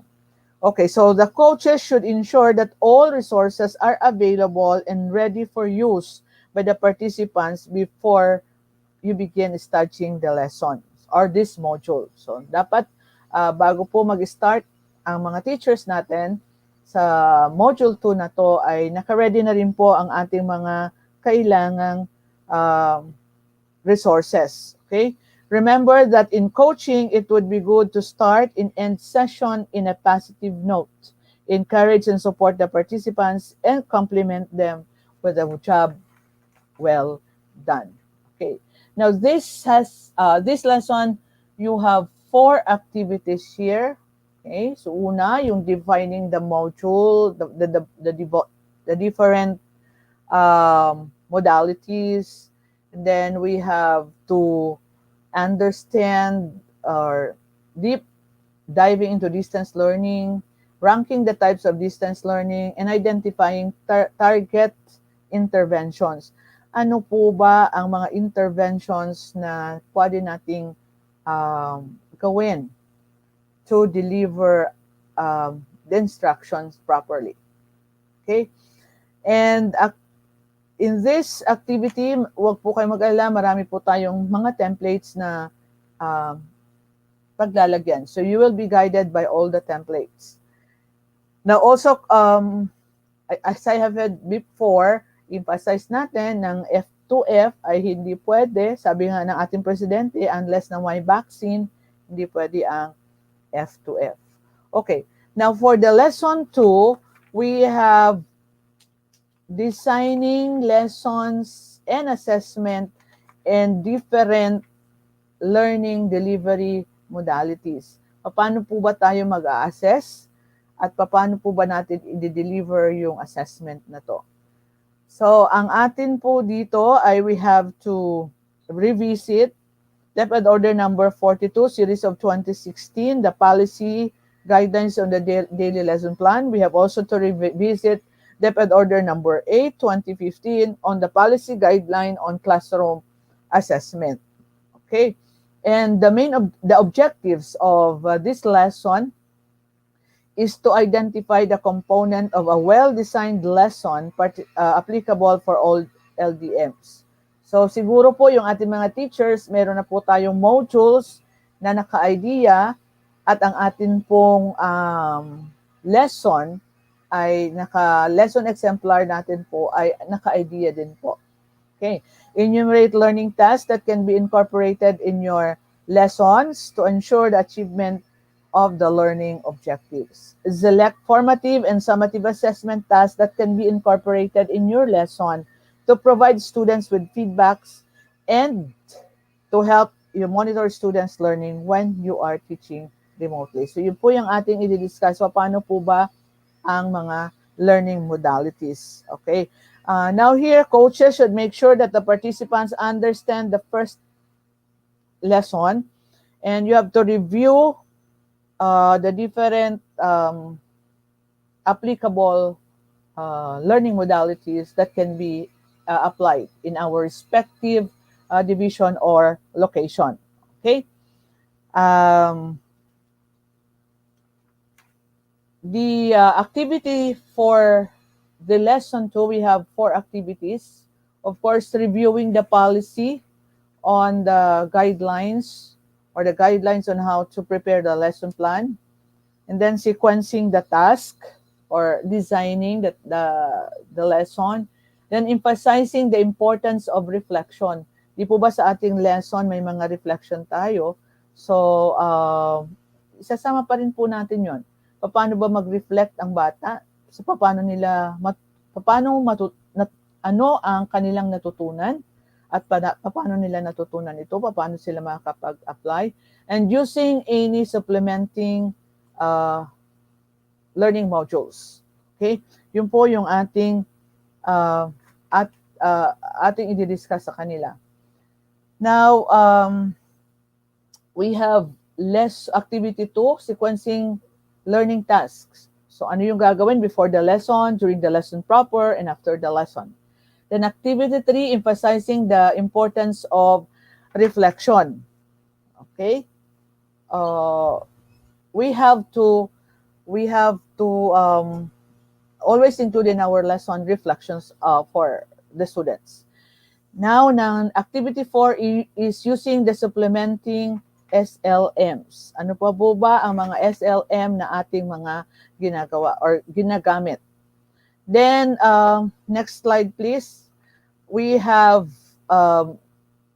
next please. Next please. Lesson 3. Balik ng isang slide please, Nalen. Okay. So lesson 5, activity 5, I mean, is identifying the similarities and differences between formative and summative tests. Pero alam na po natin yan, but we have to emphasize. Then adopting assessment methods in distance learning. And activity 7, building a learner's portfolio. Paano po ba pinapagawa ang mga bata ng kanilang portfolio? And then lesson 3, we have guiding and monitoring learners in different learning modalities. Okay. Here, you have to differentiate a weekly home learning plan from an individual monitoring plan. So, pag sinabi natin weekly home learning plan, it is the schedule of the students. Halimbawa, from 7 to 8, anong gagawin ng student? From 8 to 9, anong subject, at doon ay ano yung mga competencies na kailangan na matakol ng bata at paano i-deliver yung ano yung mga learning tasks, ano yung mode of delivery. So, halimbawa, 9 to 10, anong subject uli? Okay? That's for, halimbawa, Monday. Then, sa hapon, anong subject naman? So, Tuesday, another subject siguro. It depends on how you, nasa LCP na po siguro ng ating mga school heads kung paano natin i-deliver yung ating mga subject sa bata during, sa ganitong paraan, sa modular. So, yun yung mga example lang po. So, and then we have here 4 activities. Understanding the weekly home learning plan, creating weekly home learning plan, differentiating a weekly home learning plan from an individual monitoring plan, and creating individual learning monitoring plan. Okay. So, ano po ba ang ating mga, we have to emphasize that clearly in creating the weekly home learning plan, you have to collaborate with the other learning teachers. Or of course, syempre, sabi ko nga, ay naka-incorporate na siguro yan sa inyong LCP, sa inyong mga schools. Para alam natin kung anong schedule ng bata sa ganitong araw, sa ganitong oras. Okay. Next, please.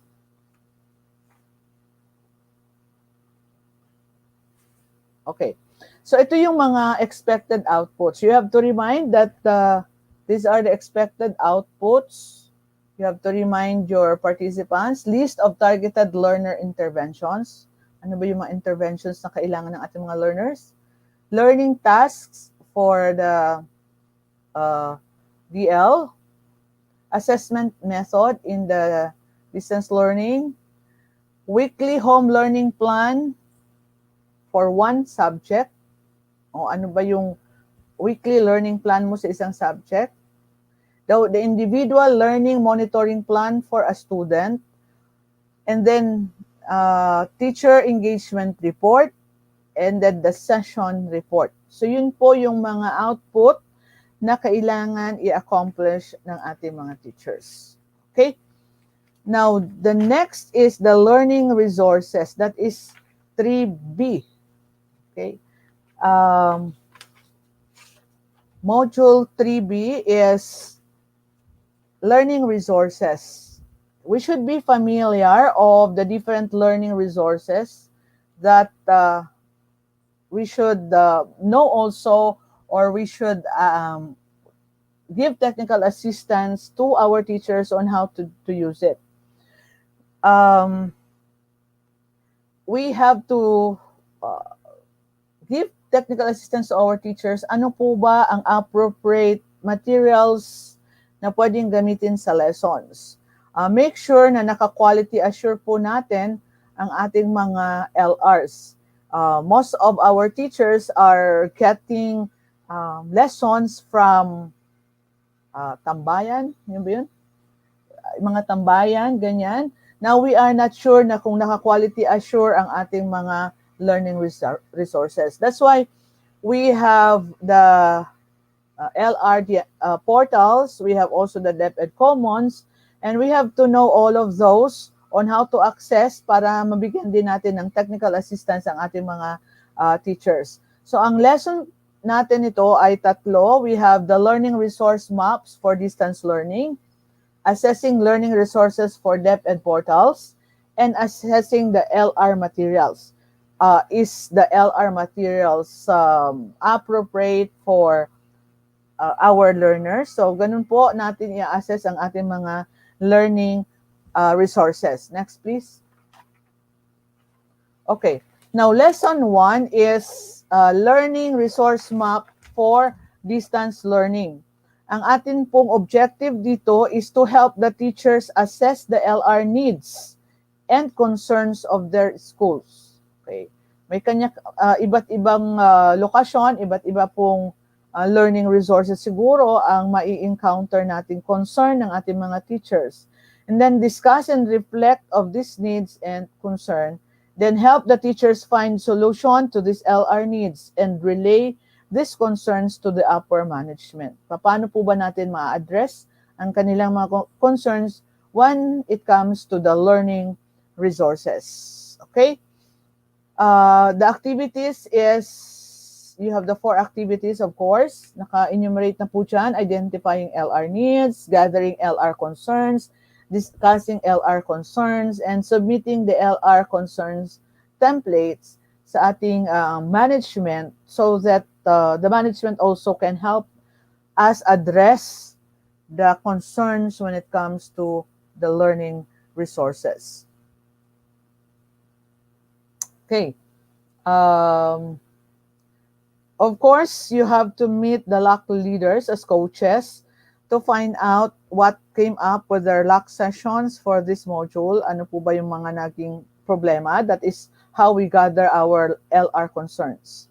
For the activity 3, you have to discuss concerns raised by the LR LAC assigned to you by referring to the accomplished LR content templates. So may mga template po tayo dyan. And of course, yung last is to submit the LR templates. Now, lesson 2 is assessing learning resources from DepEd portals.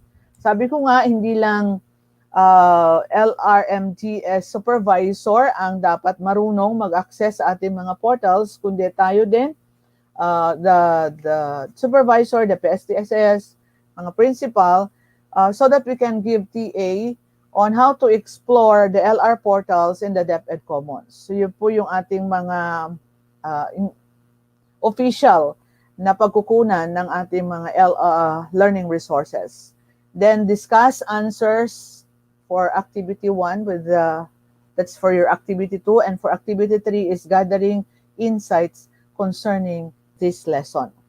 So yun po yung ating mga activity na nakapaloob sa ating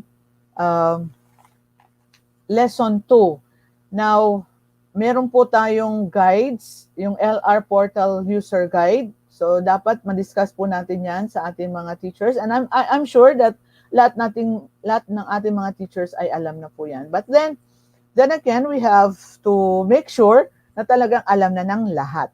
Okay? Especially the DepEd Commons. Ano ba ang pwedeng makuha sa DepEd Commons? We have to assess them. And then we have lesson 3, assessing the LR materials. Okay, using the LR rapid assessment tool, Nandito po rin naka-explore ay nakapaloob yung mga assessment tool kung paano natin i-assess ang isang learning material.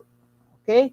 Now, using the LR Rapid Assessment Tool for materials na hindi galing sa DepEd portals, pwede natin, alimbawa, may gagamitin po tayo na hindi galing sa DepEd, we can use the assessment tool para ma-ensure natin na tama or maayos ang ating mga learning resources. Okay? Then we have activity 4, gathering the insights and concerns on the lesson 3. And then, of course, we have always to submit all the LR assessment. Okay? So, kaya ang expected output natin doon ay LR assessments with reflections, then accomplished LR concerns and templates. So, yan po ang ating Module 3B. Next, we have the next module, please. Right. The module 4 is technical assistance in coaching learning LDM. Okay, and paano po ba tayo magbibigay ng technical assistance?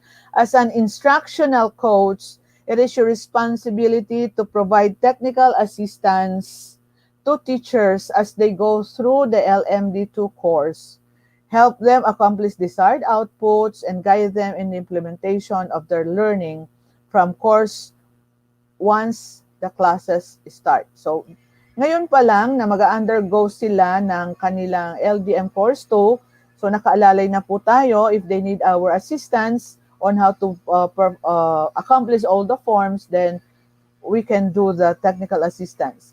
At hanggang sa mag-implement po tayo when we start the classes. Kaya nga po ay atin pong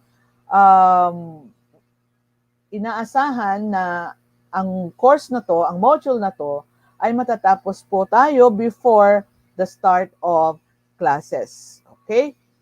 Now, the module objectives, next please. We have to review the basic education continuity plan, learning continuity plan in its impact in instruction supervision.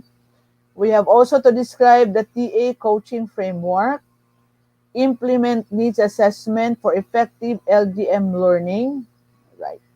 And develop the coaching plan.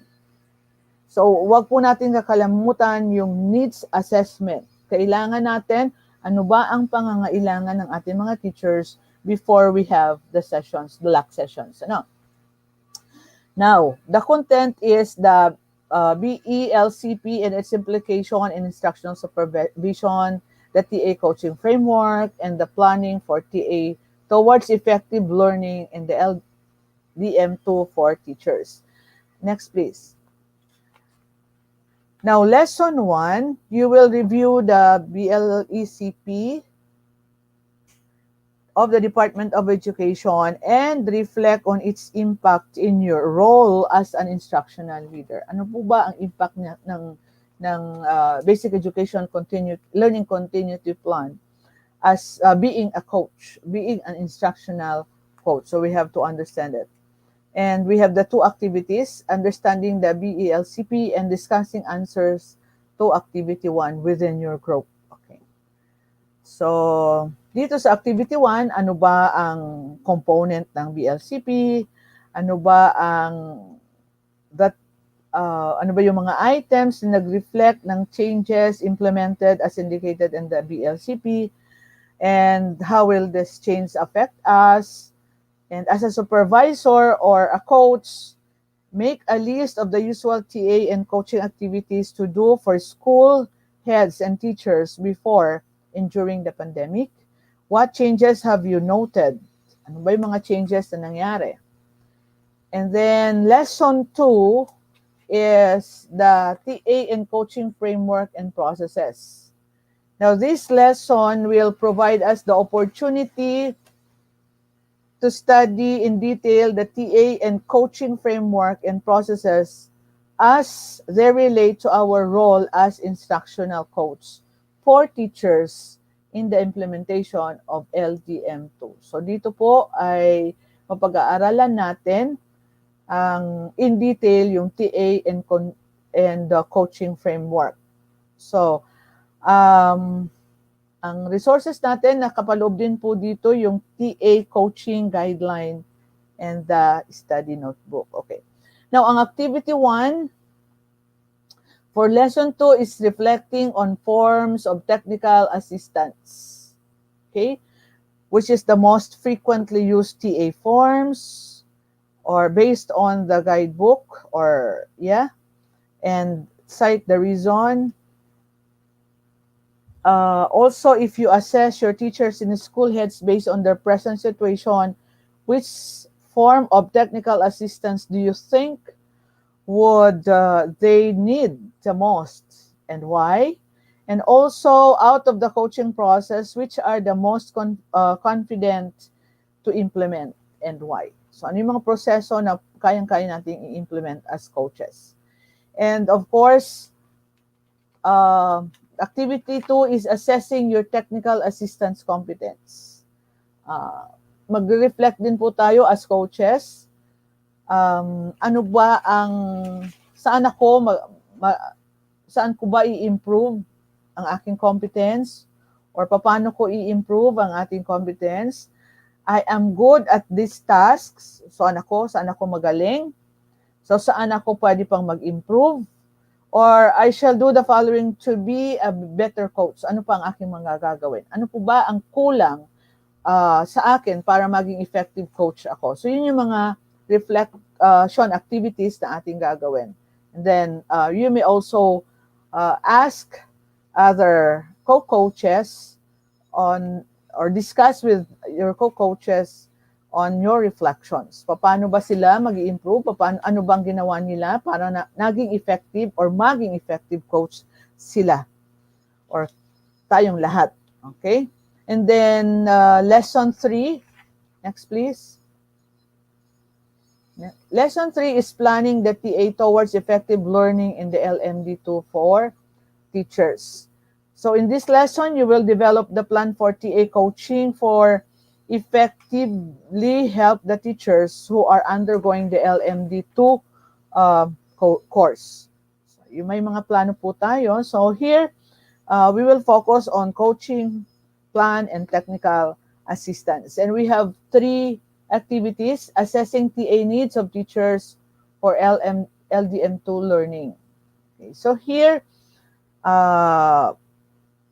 you have to analyze the teacher's response across different block sessions. Answer the following questions. Do you see patterns in the results? Describe these patterns. Ano po ba yung usual na sinasagot nila? What comes out in the most common TA needs for the teachers? Now, also implementing and reflecting on the TA plans. When we implement, naging successful po ba tayo? If hindi naman, what other thing na pwede nating isama para ma-carry out natin ang ating plan successfully? And also the expected outputs here are TA activity documents, TA coaching plan for effective LDM training for teachers. So ito po yung kabuuan ng ating session or module 4, which is the technical assistance in coaching, learning, the LDM. Okay? And of course, the last module is the module 5, which is building my portfolio. Parang mga bata, may mga portfolio din. So tayo as coaches, we will also have our portfolio. So after finishing the modules for LDM2 courses, especially with respect to instructional supervision or supervisory role, you are now ready to support both school heads, school master teachers as slack leaders, and teachers who are the forefront of facilitating learning. So sila po ang ating mga i-assess. I-coach. So in this module, you will plan how to document the evidence of your provision for teaching assistance as part of your instructional supervisory responsibilities, which you will organize into a portfolio. Okay, this portfolio will be submitted to the LAC coach for evaluation by the end of the year. You will be assessing paano ba gagawin ang isang magandang portfolio ng isang teacher. At kayo po ay gagawa, I mean, paano ba natin, ano ba yung ating mga standards para magawa ng maayos ang portfolio ng isang teacher na isasubmit nila sa LAC leaders, and in turn, the LAC leaders will submit it to the LAC coach. Okay.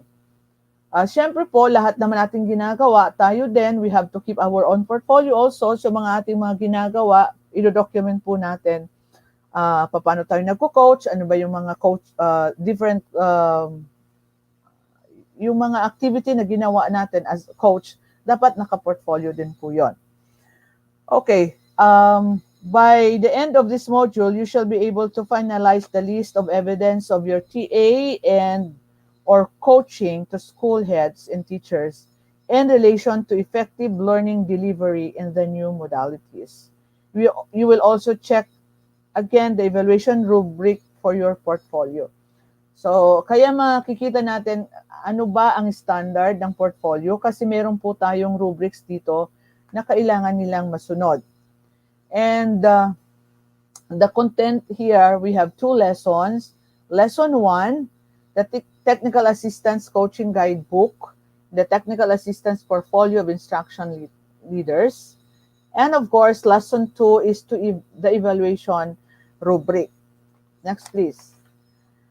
Now, for the Lesson 1 is, this lesson will introduce to you the portfolio for your provision of TA for coaching to teachers, school leaders in relation to the effective facilitation of learning in the new modalities. Okay? And also we have identifying the TA documents from TA coaching guidebook for the portfolio. And finalize the list of evidence for your LDM TA portfolio. So the contents of the portfolio will be discussed here, the portfolio itself and the technical assistance. And of course, yung rubrics. Mahalaga po yung rubrics. Okay?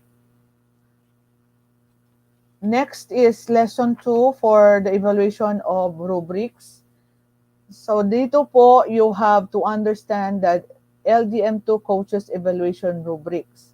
Nakapaloob po dito yung yung rubrics na gagamitin natin sa pag-evaluate ng mga portfolio ng ating mga LAC team members. Then activity 2 is discussing the rubrics and presenting what will be the next steps for the LAC. Okay?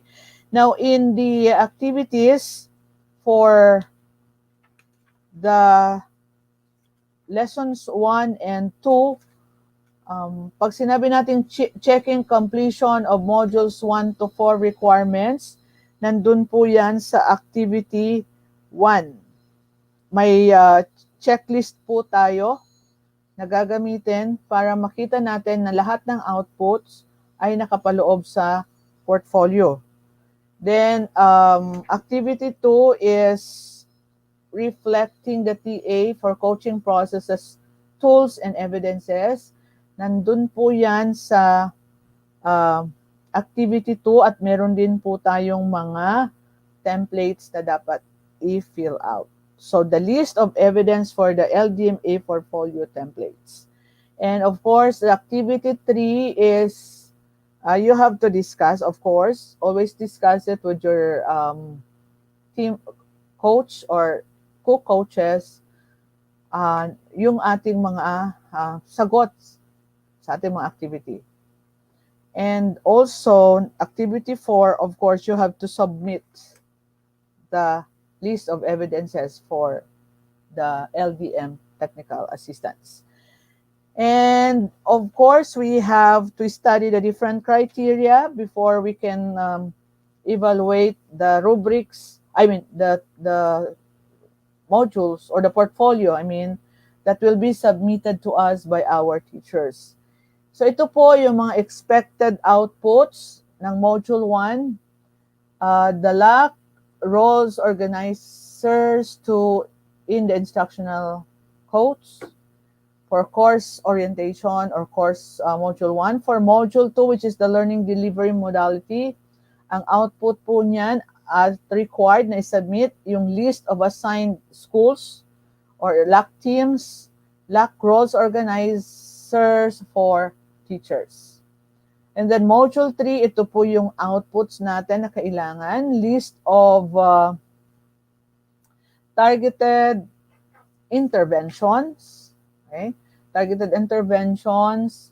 Then the LAC organizer, the learning task for DL, assessment, mechanics and DL. Then the weekly home learning plan. So ano pa yung bang weekly home learning plan ng ating para sa ating mga estudyante. The individual learning monitoring plan for students. And then teacher engagement report. Yan, wag po natin kalimutan yan. At saka yung session report, LAC session report. Okay? Next module is Module 3B, yung Learning Resource Concern Template. Of course, ano po ba yung mga learning resource concerns ng ating mga teachers. And then the LR assessment with reflection. So, kung nakapag-assess kayo ng isang learning resource material, ano po yung assessment nyo doon at ano yung reflections nyo with reflections. And Module 4 ay ang Technical Assistance and Coaching and Learning LDMS. Ang atin pong required output dyan ay TA Coaching Plan for Effective LDM2 Learning for Teachers and the TA Activities Documents. So documented po yung mga TA activities na ginawa nyo sa ating mga LAC leaders and teachers. And of course, number 5, ang required output po dyan ay building the portfolio. So, portfolio, of course, portfolio po ang ating makikita dyan. Okay? Na-comply nila or you have already evaluated it according doon sa rubrics ng portfolio. So, nakapasa po ba? Nasa standard po ba? Okay. So, kaya po tayo ay merong rubrics. And these are the expected output na sana po ay matapos natin before the opening of classes, which is October 5. So, that's why in our activity dates, ay hopefully yan po ay mai-submit sa ating division, ay sa regional office on or before September 30. Yan po ang last natin kasi po ay mag-start na tayo ng ating klase comes October 5. Para wala na po tayong intindihin at ang mga teachers po natin ay mai-apply na nila ang kanilang natutunan sa LDM2 course as the start of classes, may apply na po nila lahat yon. And doon, kung ano man ang problema ng ating mga teacher, ay pwede po natin silang i-coach based po sa ating napag-aralan. Okay? So that's the different modules na atin pong na-discuss or i-discuss sa ating mga teachers or gagawin para sa ating mga teachers. So therefore, let me end my session with this quotation from Orison Swett Marden. Open eyes will discover opportunities everywhere. Open ears will never fail to detect the cries of those who are perishing for assistance. Open hearts will never want to worthy objects upon which to bestow their gifts. Open hands will never lack for noble work to do. So sa atin po nakasalalay ang success ng ating mga bata. Despite of this pandemic, we're really working hard para ma-deliver natin ang ating instruction successfully sa ating mga bata. Okay? Maraming salamat po. Okay? So, see you sometime again.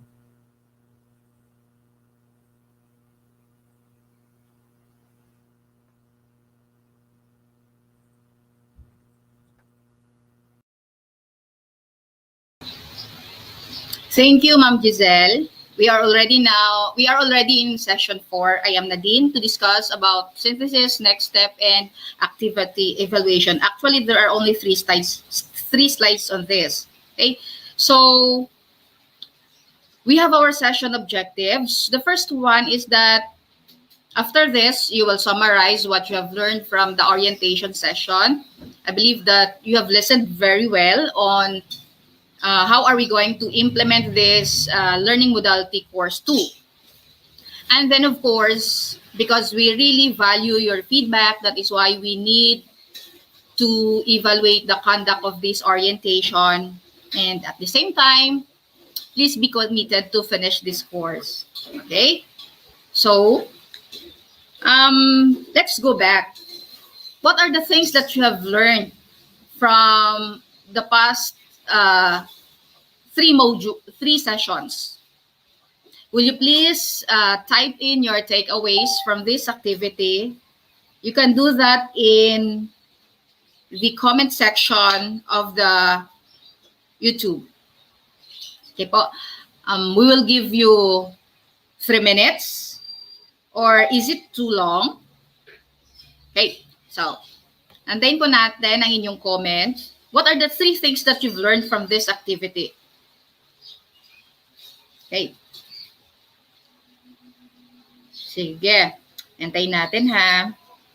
Alam ko na you're thinking, binabalikan nyo muna kung ano yung mga natutunan from Ma'am Luz to Sir Mike and hanggang kay Ma'am Giselle.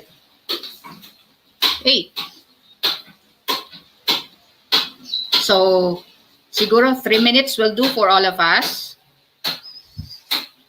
So, as of now, we have how many participants?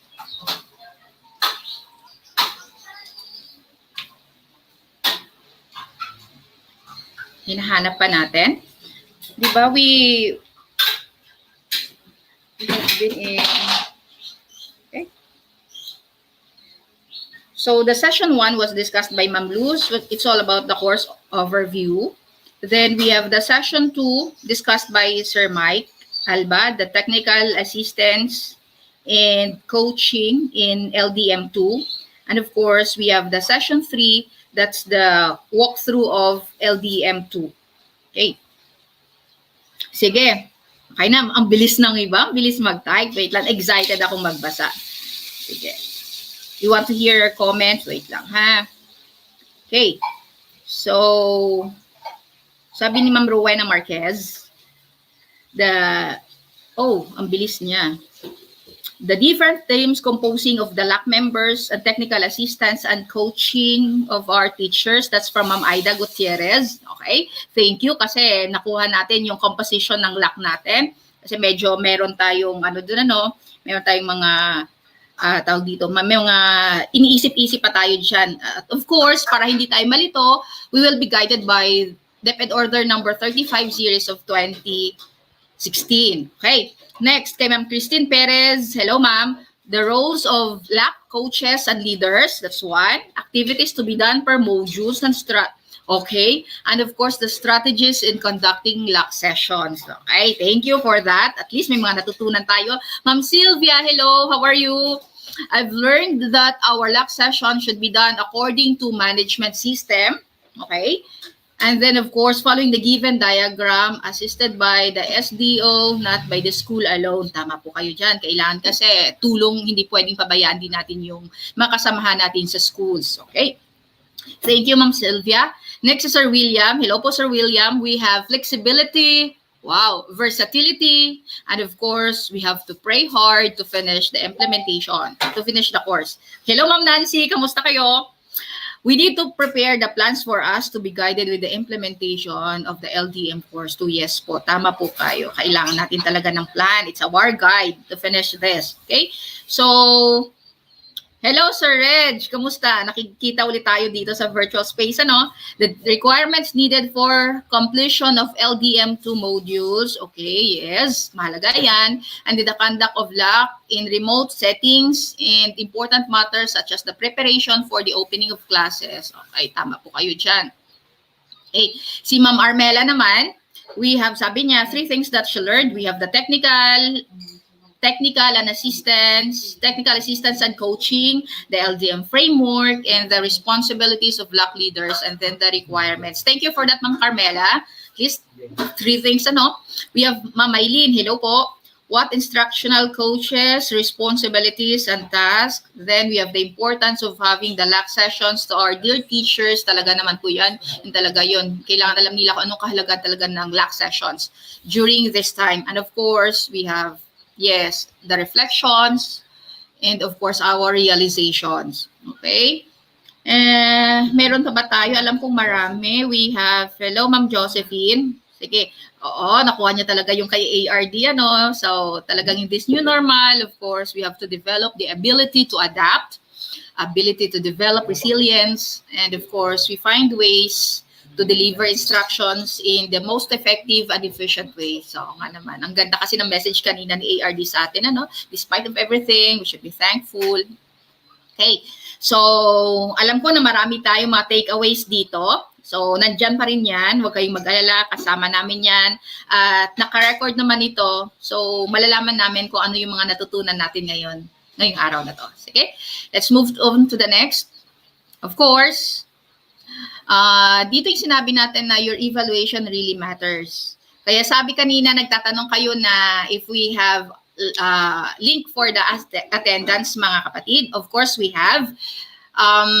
After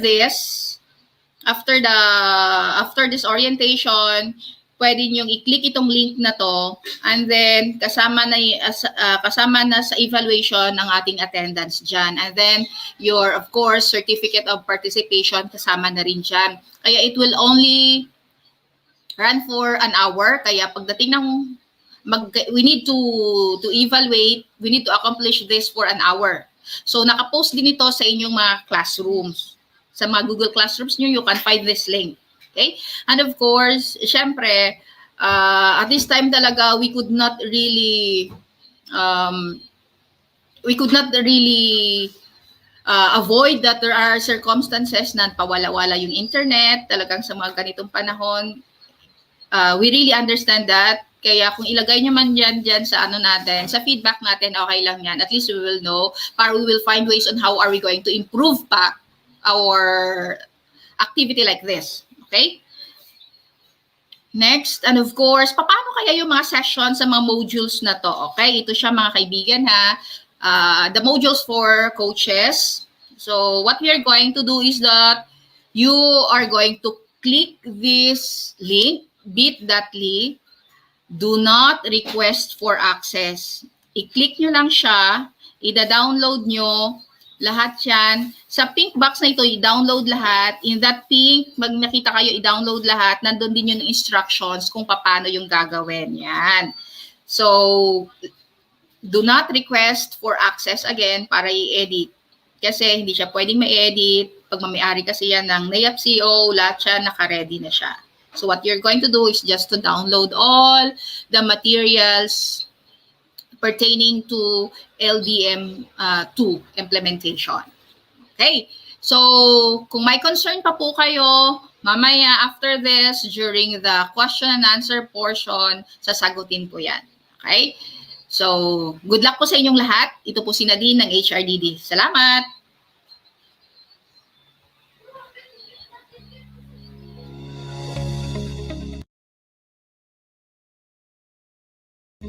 In facing the new normal brought by COVID-19, Deped Calabarzon is staying true to its mandate where excellence is a culture and quality is a commitment by providing professional development trainings that are aligned with the basic education learning continuity plan of the Department of Education.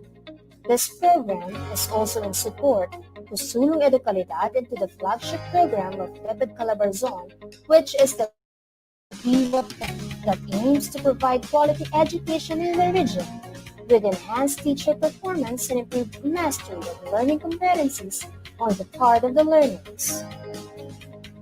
HRDD NAIAP Calabarzon invites all the teachers, school heads, and supervisors for the professional development training entitled Engaging Teachers and School Heads on Navigating Computer Applications, Communication Platforms, and its Utilization for the improvement of school operations and learning management. This is anchored on the Philippine Professional Standards for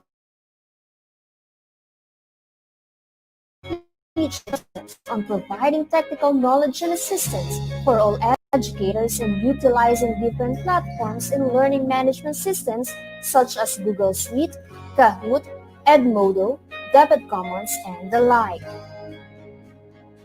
This program has 3 modules.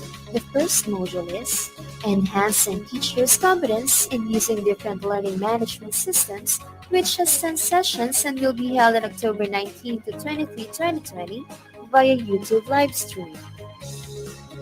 Here are the topics for Module 1.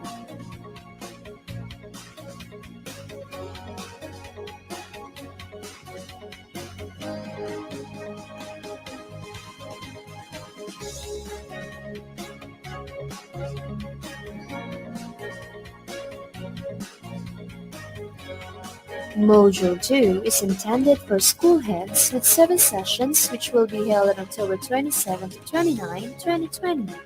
Here are the topics for Module 2.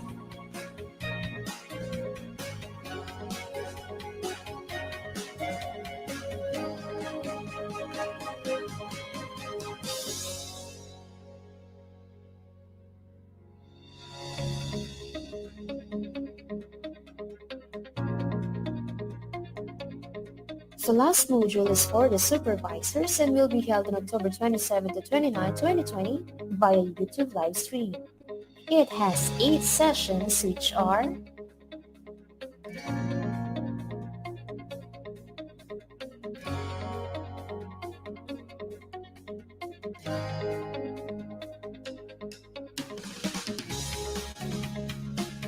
This training is conducted by HRD NAIAP Calabarzon. If you have any questions or concerns regarding this program, you may send your email at hrd.calabarzon@deped.gov.ph and nayap.calabarzon@deped.gov.ph.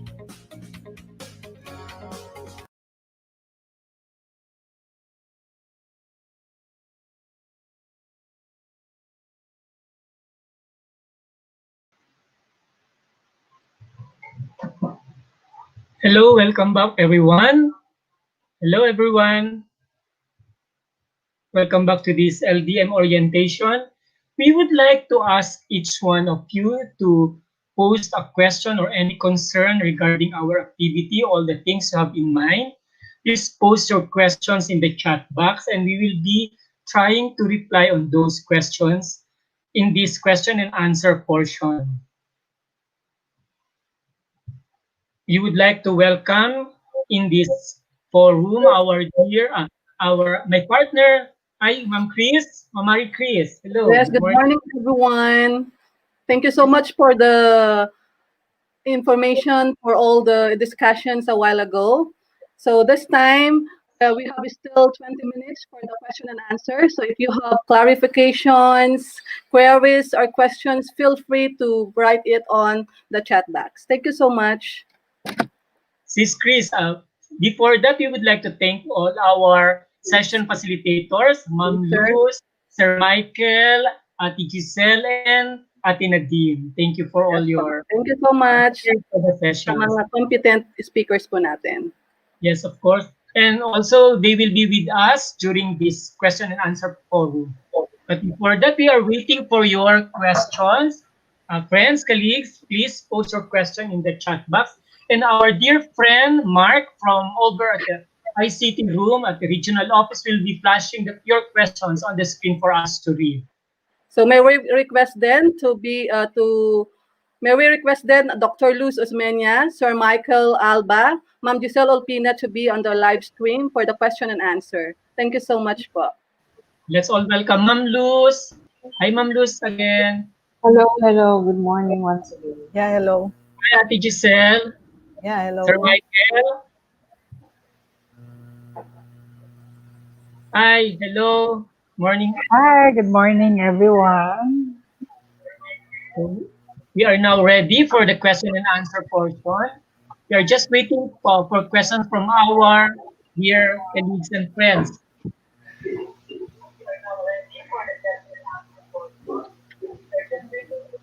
Parang wala at I think it's clear. Wala po yatang Yeah, question. Giselle, I think so. Kanina po ma'am, meron po akong nakitang questions from Ma'am Sylvia Marquez. Sabi niya po, yung po bang lahat ng required reports ay may provided template tayo? So what can you say about that, Ma'am Luz, Sir Michael, and Ma'am Giselle? Thank you so much po. Okay, Meron, so let me answer. yes, Okay. ma'am. Now, actually, you can see that in every module that you will perform or you will do. Whatever be the outputs, meron po instruction doon kung ano po ang gagawin. Kung kailangan ng template, meron po ng template. Kung wala pong template, nakasaad din po kung saan natin ilalagay ito. So yun po, tingnan po natin ang lahat ng module na kung saan nakita niyo na po kanina ang link, pwede niyo na po yun i-download. Now, you can choose kung anong gusto ninyo, either printed or non-printed. So with that, Ma'am Sylvia Marquez, I hope you was able to answer already your question. Hello po. Ma'am Sylvia Marquez, this is a question from Ma'am Sylvia Marquez. Let me read this one. Ma'am Giselle, this is for you. I'm sorry. Ma'am Giselle Elpina mentioned the difference between the LT and the WLHT. How about the announced statement of Sir Doug the teacher can use only one? They are not, because they only use one. They are not required to do both. Can you please clarify on this one? Anyone can answer. Ma'am Luz, at Giselle, Sir Michael. Okay. Yung WLX peak po kasi, yun yung ano, yung schedule ng bata, 'di ba? May schedule ng bata. If you later you will see it in the module. Schedule po 'yun ng bata. Halimbawa, anong oras nagsisimula ang klase? Halimbawa, sabi ko nga kanina, halimbawa 7 to 8. Meron na silang klase, halimbawa science. Ano yung mga competency, nakalagay din po kasi doon, ano yung competency na i-develop? Tapos ano po yung task, ano yung mode ng delivery ng pag-submit. Ang LE kasi, yung lesson exemplar natin, tandaan po natin yun ay lesson plan. Parang daily lesson plan lang po natin yun. Kaya lang, sabi nga natin before, yung LE, yung learning exemplar, ay hindi na katulad ng lesson plan na araw-araw po natin ginagawa. Nakadepende lang po yun. Okay? I don't know how to answer this na hindi pwedeng pareho gawin. Kasi itong isa ay parang schedule lang ng bata. Yung isa naman ay lesson plan. Am I right, Ma'am Luz? Yes, yes, Ma'am Giselle. Okay, so may I just add? So when you talk of learning lesson exemplar and home plan, the actually this is the learning plan of the learners sa bahay with the assistance of the parents. Now, dito po, pwede po na ninyo ilagay lahat ang nakapagpaloob sa lesson exemplar or the lesson plan na i-carry out ninyo in one week time. No? So here, nakapaloob kasi po doon anong gagawin ng magulang sa kanilang mga anak. And this is actually the enclosure of DepEd Memorandum 162. So, pakitingnan po nito kasi po, kung sa akin ay talaga po naman napakahalaga ng home learning plan. Dahil dito po nakikita kung papaano ang mga magulang mag-a-assist ng kanilang mga anak. And of course, siyempre, yung mga lesson plans natin, yung mga teachers, ay kung ano yung nakaplano within a week, ipapasok po sa LHP nila or sa home learning plan para po doon mapapollow up niya kung hanggang anong lesson ang katatapusan nitong 1 week na ito na dapat magampanan ng mga learners natin at matulungan ng mga magulang. So yan po ang sinasabi po sa ating home learning plan. So actually, sabi nga ni Sir Tads, no, you have the teacher can use only one, no? They are not required to do both. Kasi po talaga napakahalaga ng home learning plan.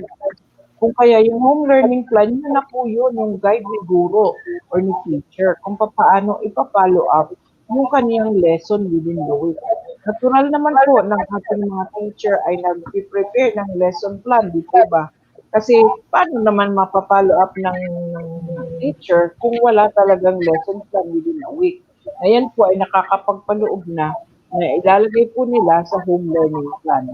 So I hope na na-clarify po, Ma'am Sylvia Marquez, ang iyong katanungan. So marami pong salamat sa iyong tanong. Thank you. Ma'am Luz, thank you, Ma'am Luz, and Ate Giselle, thank you for that response. Here's another one from Sir Robert Igis. Paano yung hindi nakapag-register at alam Google Classroom and nare-receive, nakakapagsagot po din ba kami ng attendance at evaluation? Salamat po. This is a concern po. Ate Giselle?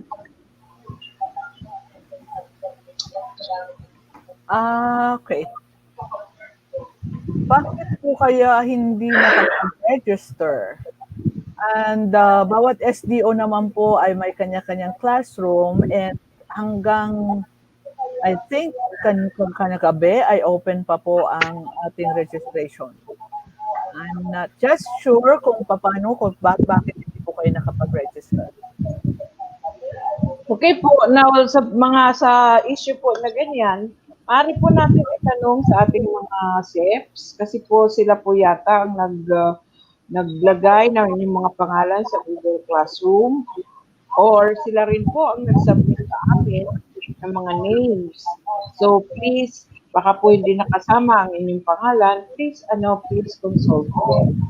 Okay, salamat po, Ma'am Regis, Robert, or In addition po, kasi po, hopefully lahat po ay coaches ang nandito. And we are not yet inviting the teachers, So, kung hindi po tayo coach na registered, so hindi po tayo talaga makakasama sa classroom. Yun po. But if you are a coach ng inyong division, so yun ang sabi ni Ma'am Luz, paki-contact na lang po ng SEPs niya. Maraming salamat po. Okay. Thank you. Thank you. Sir Robert, I hope we have answered your question. Some more from Sir Crispin Pagadora. Are the said portfolio mentioned were now basis or attachment in the OPCRF and PCRF evaluation for teachers? Okay po, may I answer? Yes, So, Bruce, yan po mga panahon ngayon na new normal. Under revision po lahat ang mga dapat ilagay sa OPCRF for next school year. Kasi po ngayon lang naman tayo nag-start ng new normal. Dahil po syempre yung previous ay kumbaga ay may pagkakaiba sa new normal. So kung ano man po ang mga directives na ilalabas po ng DepEd Central Office through DepEd Order or Memoranda, abangan po natin yan.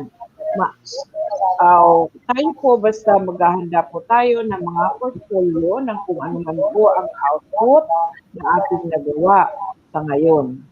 Okay, so I hope nakadagdag ito sa iyong kasagutan ng iyong katanungan.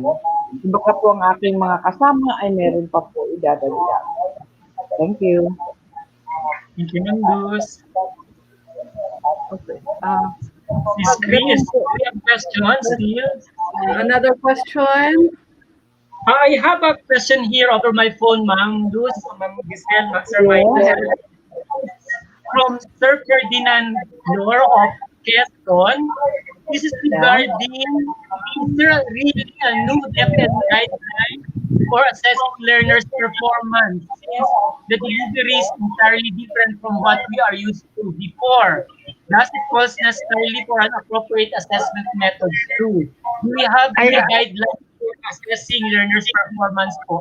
I Question have from Sir Ferdinand. permission to speak.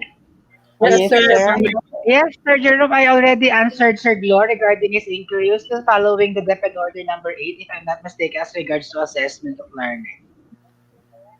We are still following the DepEd Order, sir. Number Status 8. ko po, we are still following DepEd Order number 8, series of Yes, 2016. Okay po. definitely. oo.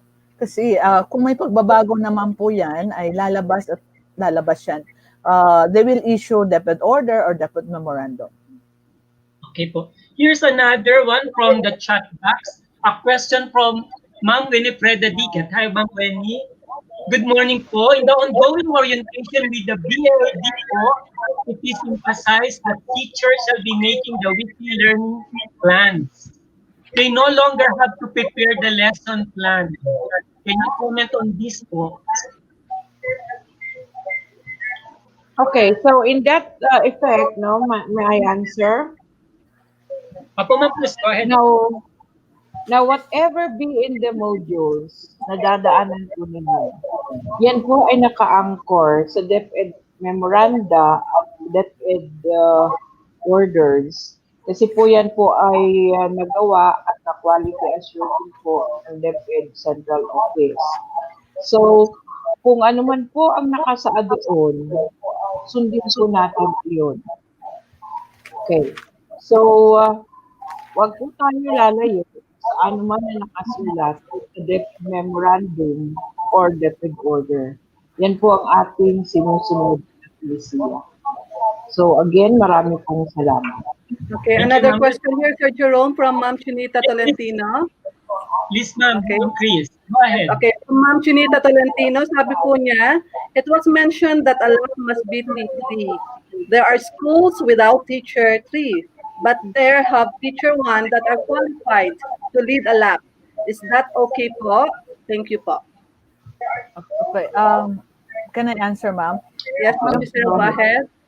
Na-mention ko na po yun kanina na kung kulang po tayo ng coach, ay pwede po yung school heads, pwede master teacher, head teacher, at teacher, sabi nga natin kanina ay teacher 3, pero sinabi natin doon sa LDM na senior teacher.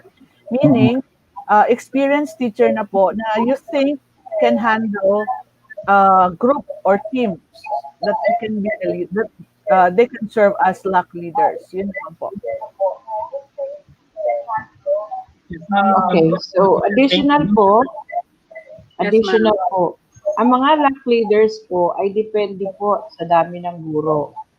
So maaari po naman na ang LAC leaders ay, kasi po di ba kung 100 ang mga guro, so divide by 15, so iilan lang. Subalit kung wala talaga, ay pwede namang yung T3 kung walang kung mayroon ng T3. Kung wala naman, mas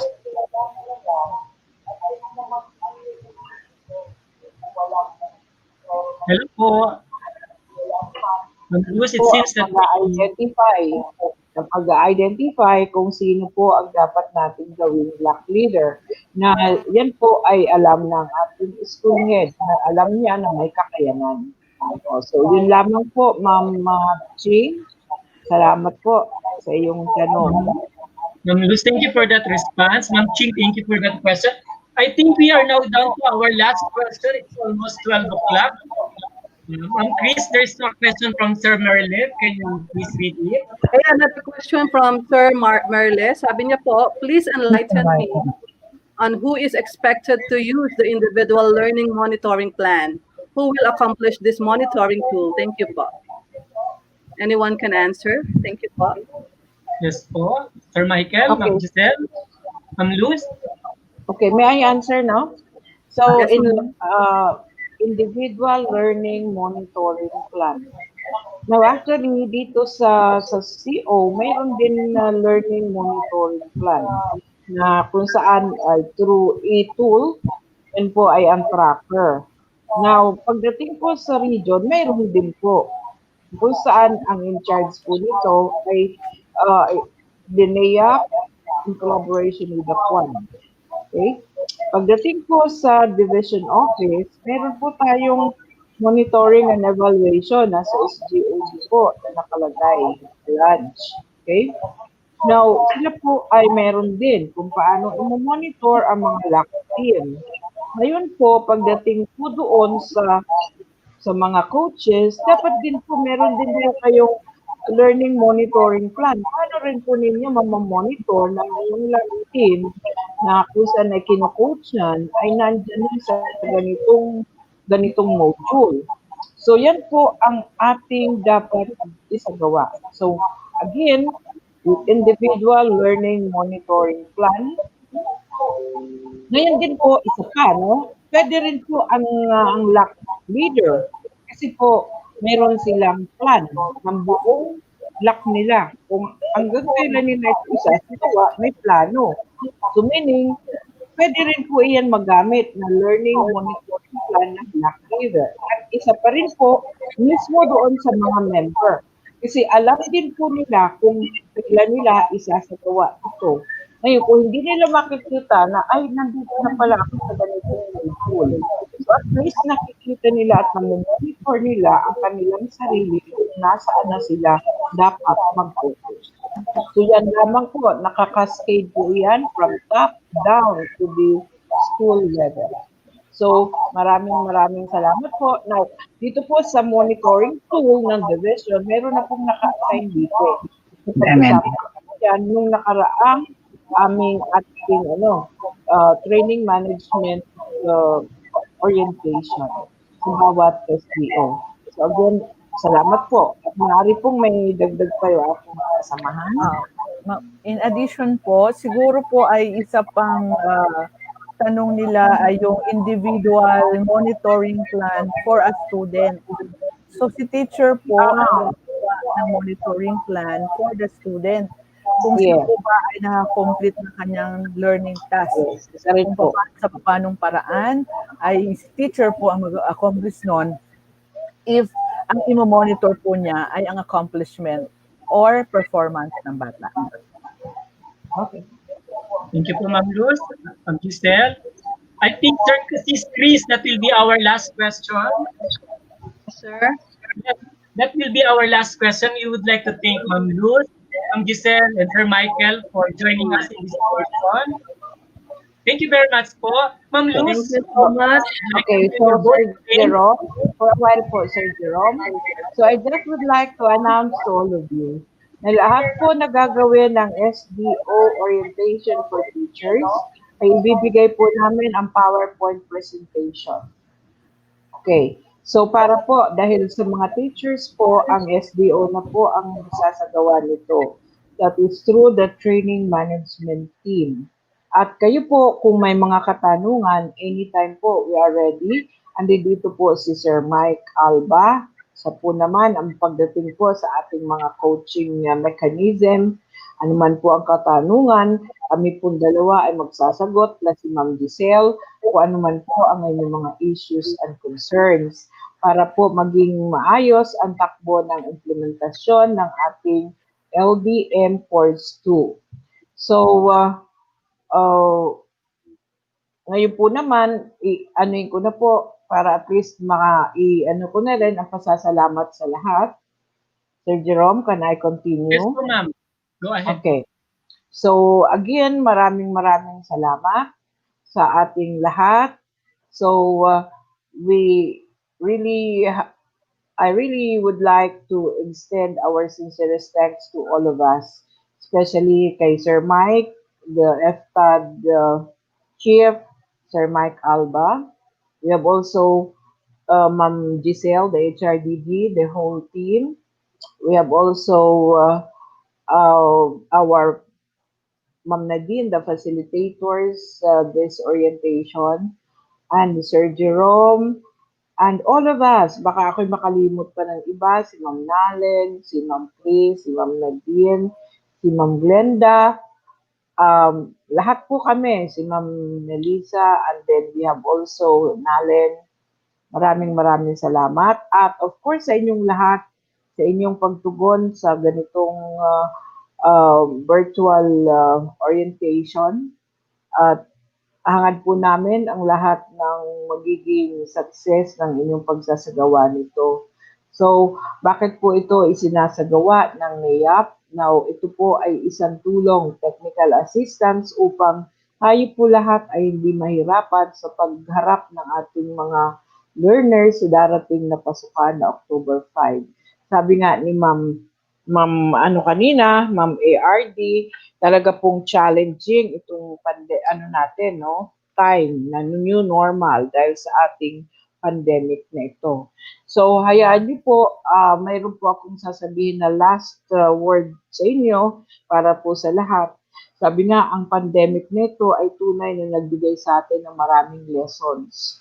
Pero ang wag po natin kalilimutan sa ating pagganap ng ating mga tungkulin, ang ito po ay i-share ko sa inyo na sabi po ni Father Jerry Orbos, let us focus ourselves on the love in your hearts.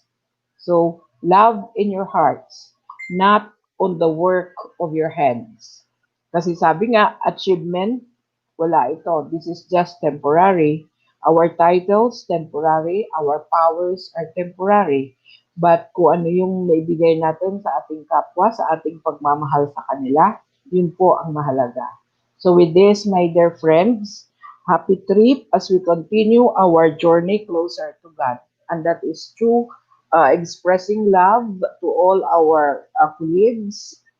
Maraming salamat sa inyong lahat and see you some other time. Thank you very much. Thank you very much, Once Ma'am again. Luz. We are now going to have our closing prayer. But before that, I would like to remind our friends to continue posting your questions in the chat box or in your classroom, and we will respond to them as soon as we can. Okay? So, happy first day of the Bear Month. Let us all now put ourselves in the holy presence of our dear Lord. Heavenly Father, as we come to the end of our time together, we thank you for what has been accomplished here today. May the matters discussed serve as a catalyst to move us toward and cause us to advance and see growth in all areas of our lives. May we live here recognizing you are the God of all wisdom and you are willing to lead us forward. This we pray in the name of our Lord Jesus Christ. Amen. Good afternoon, everyone.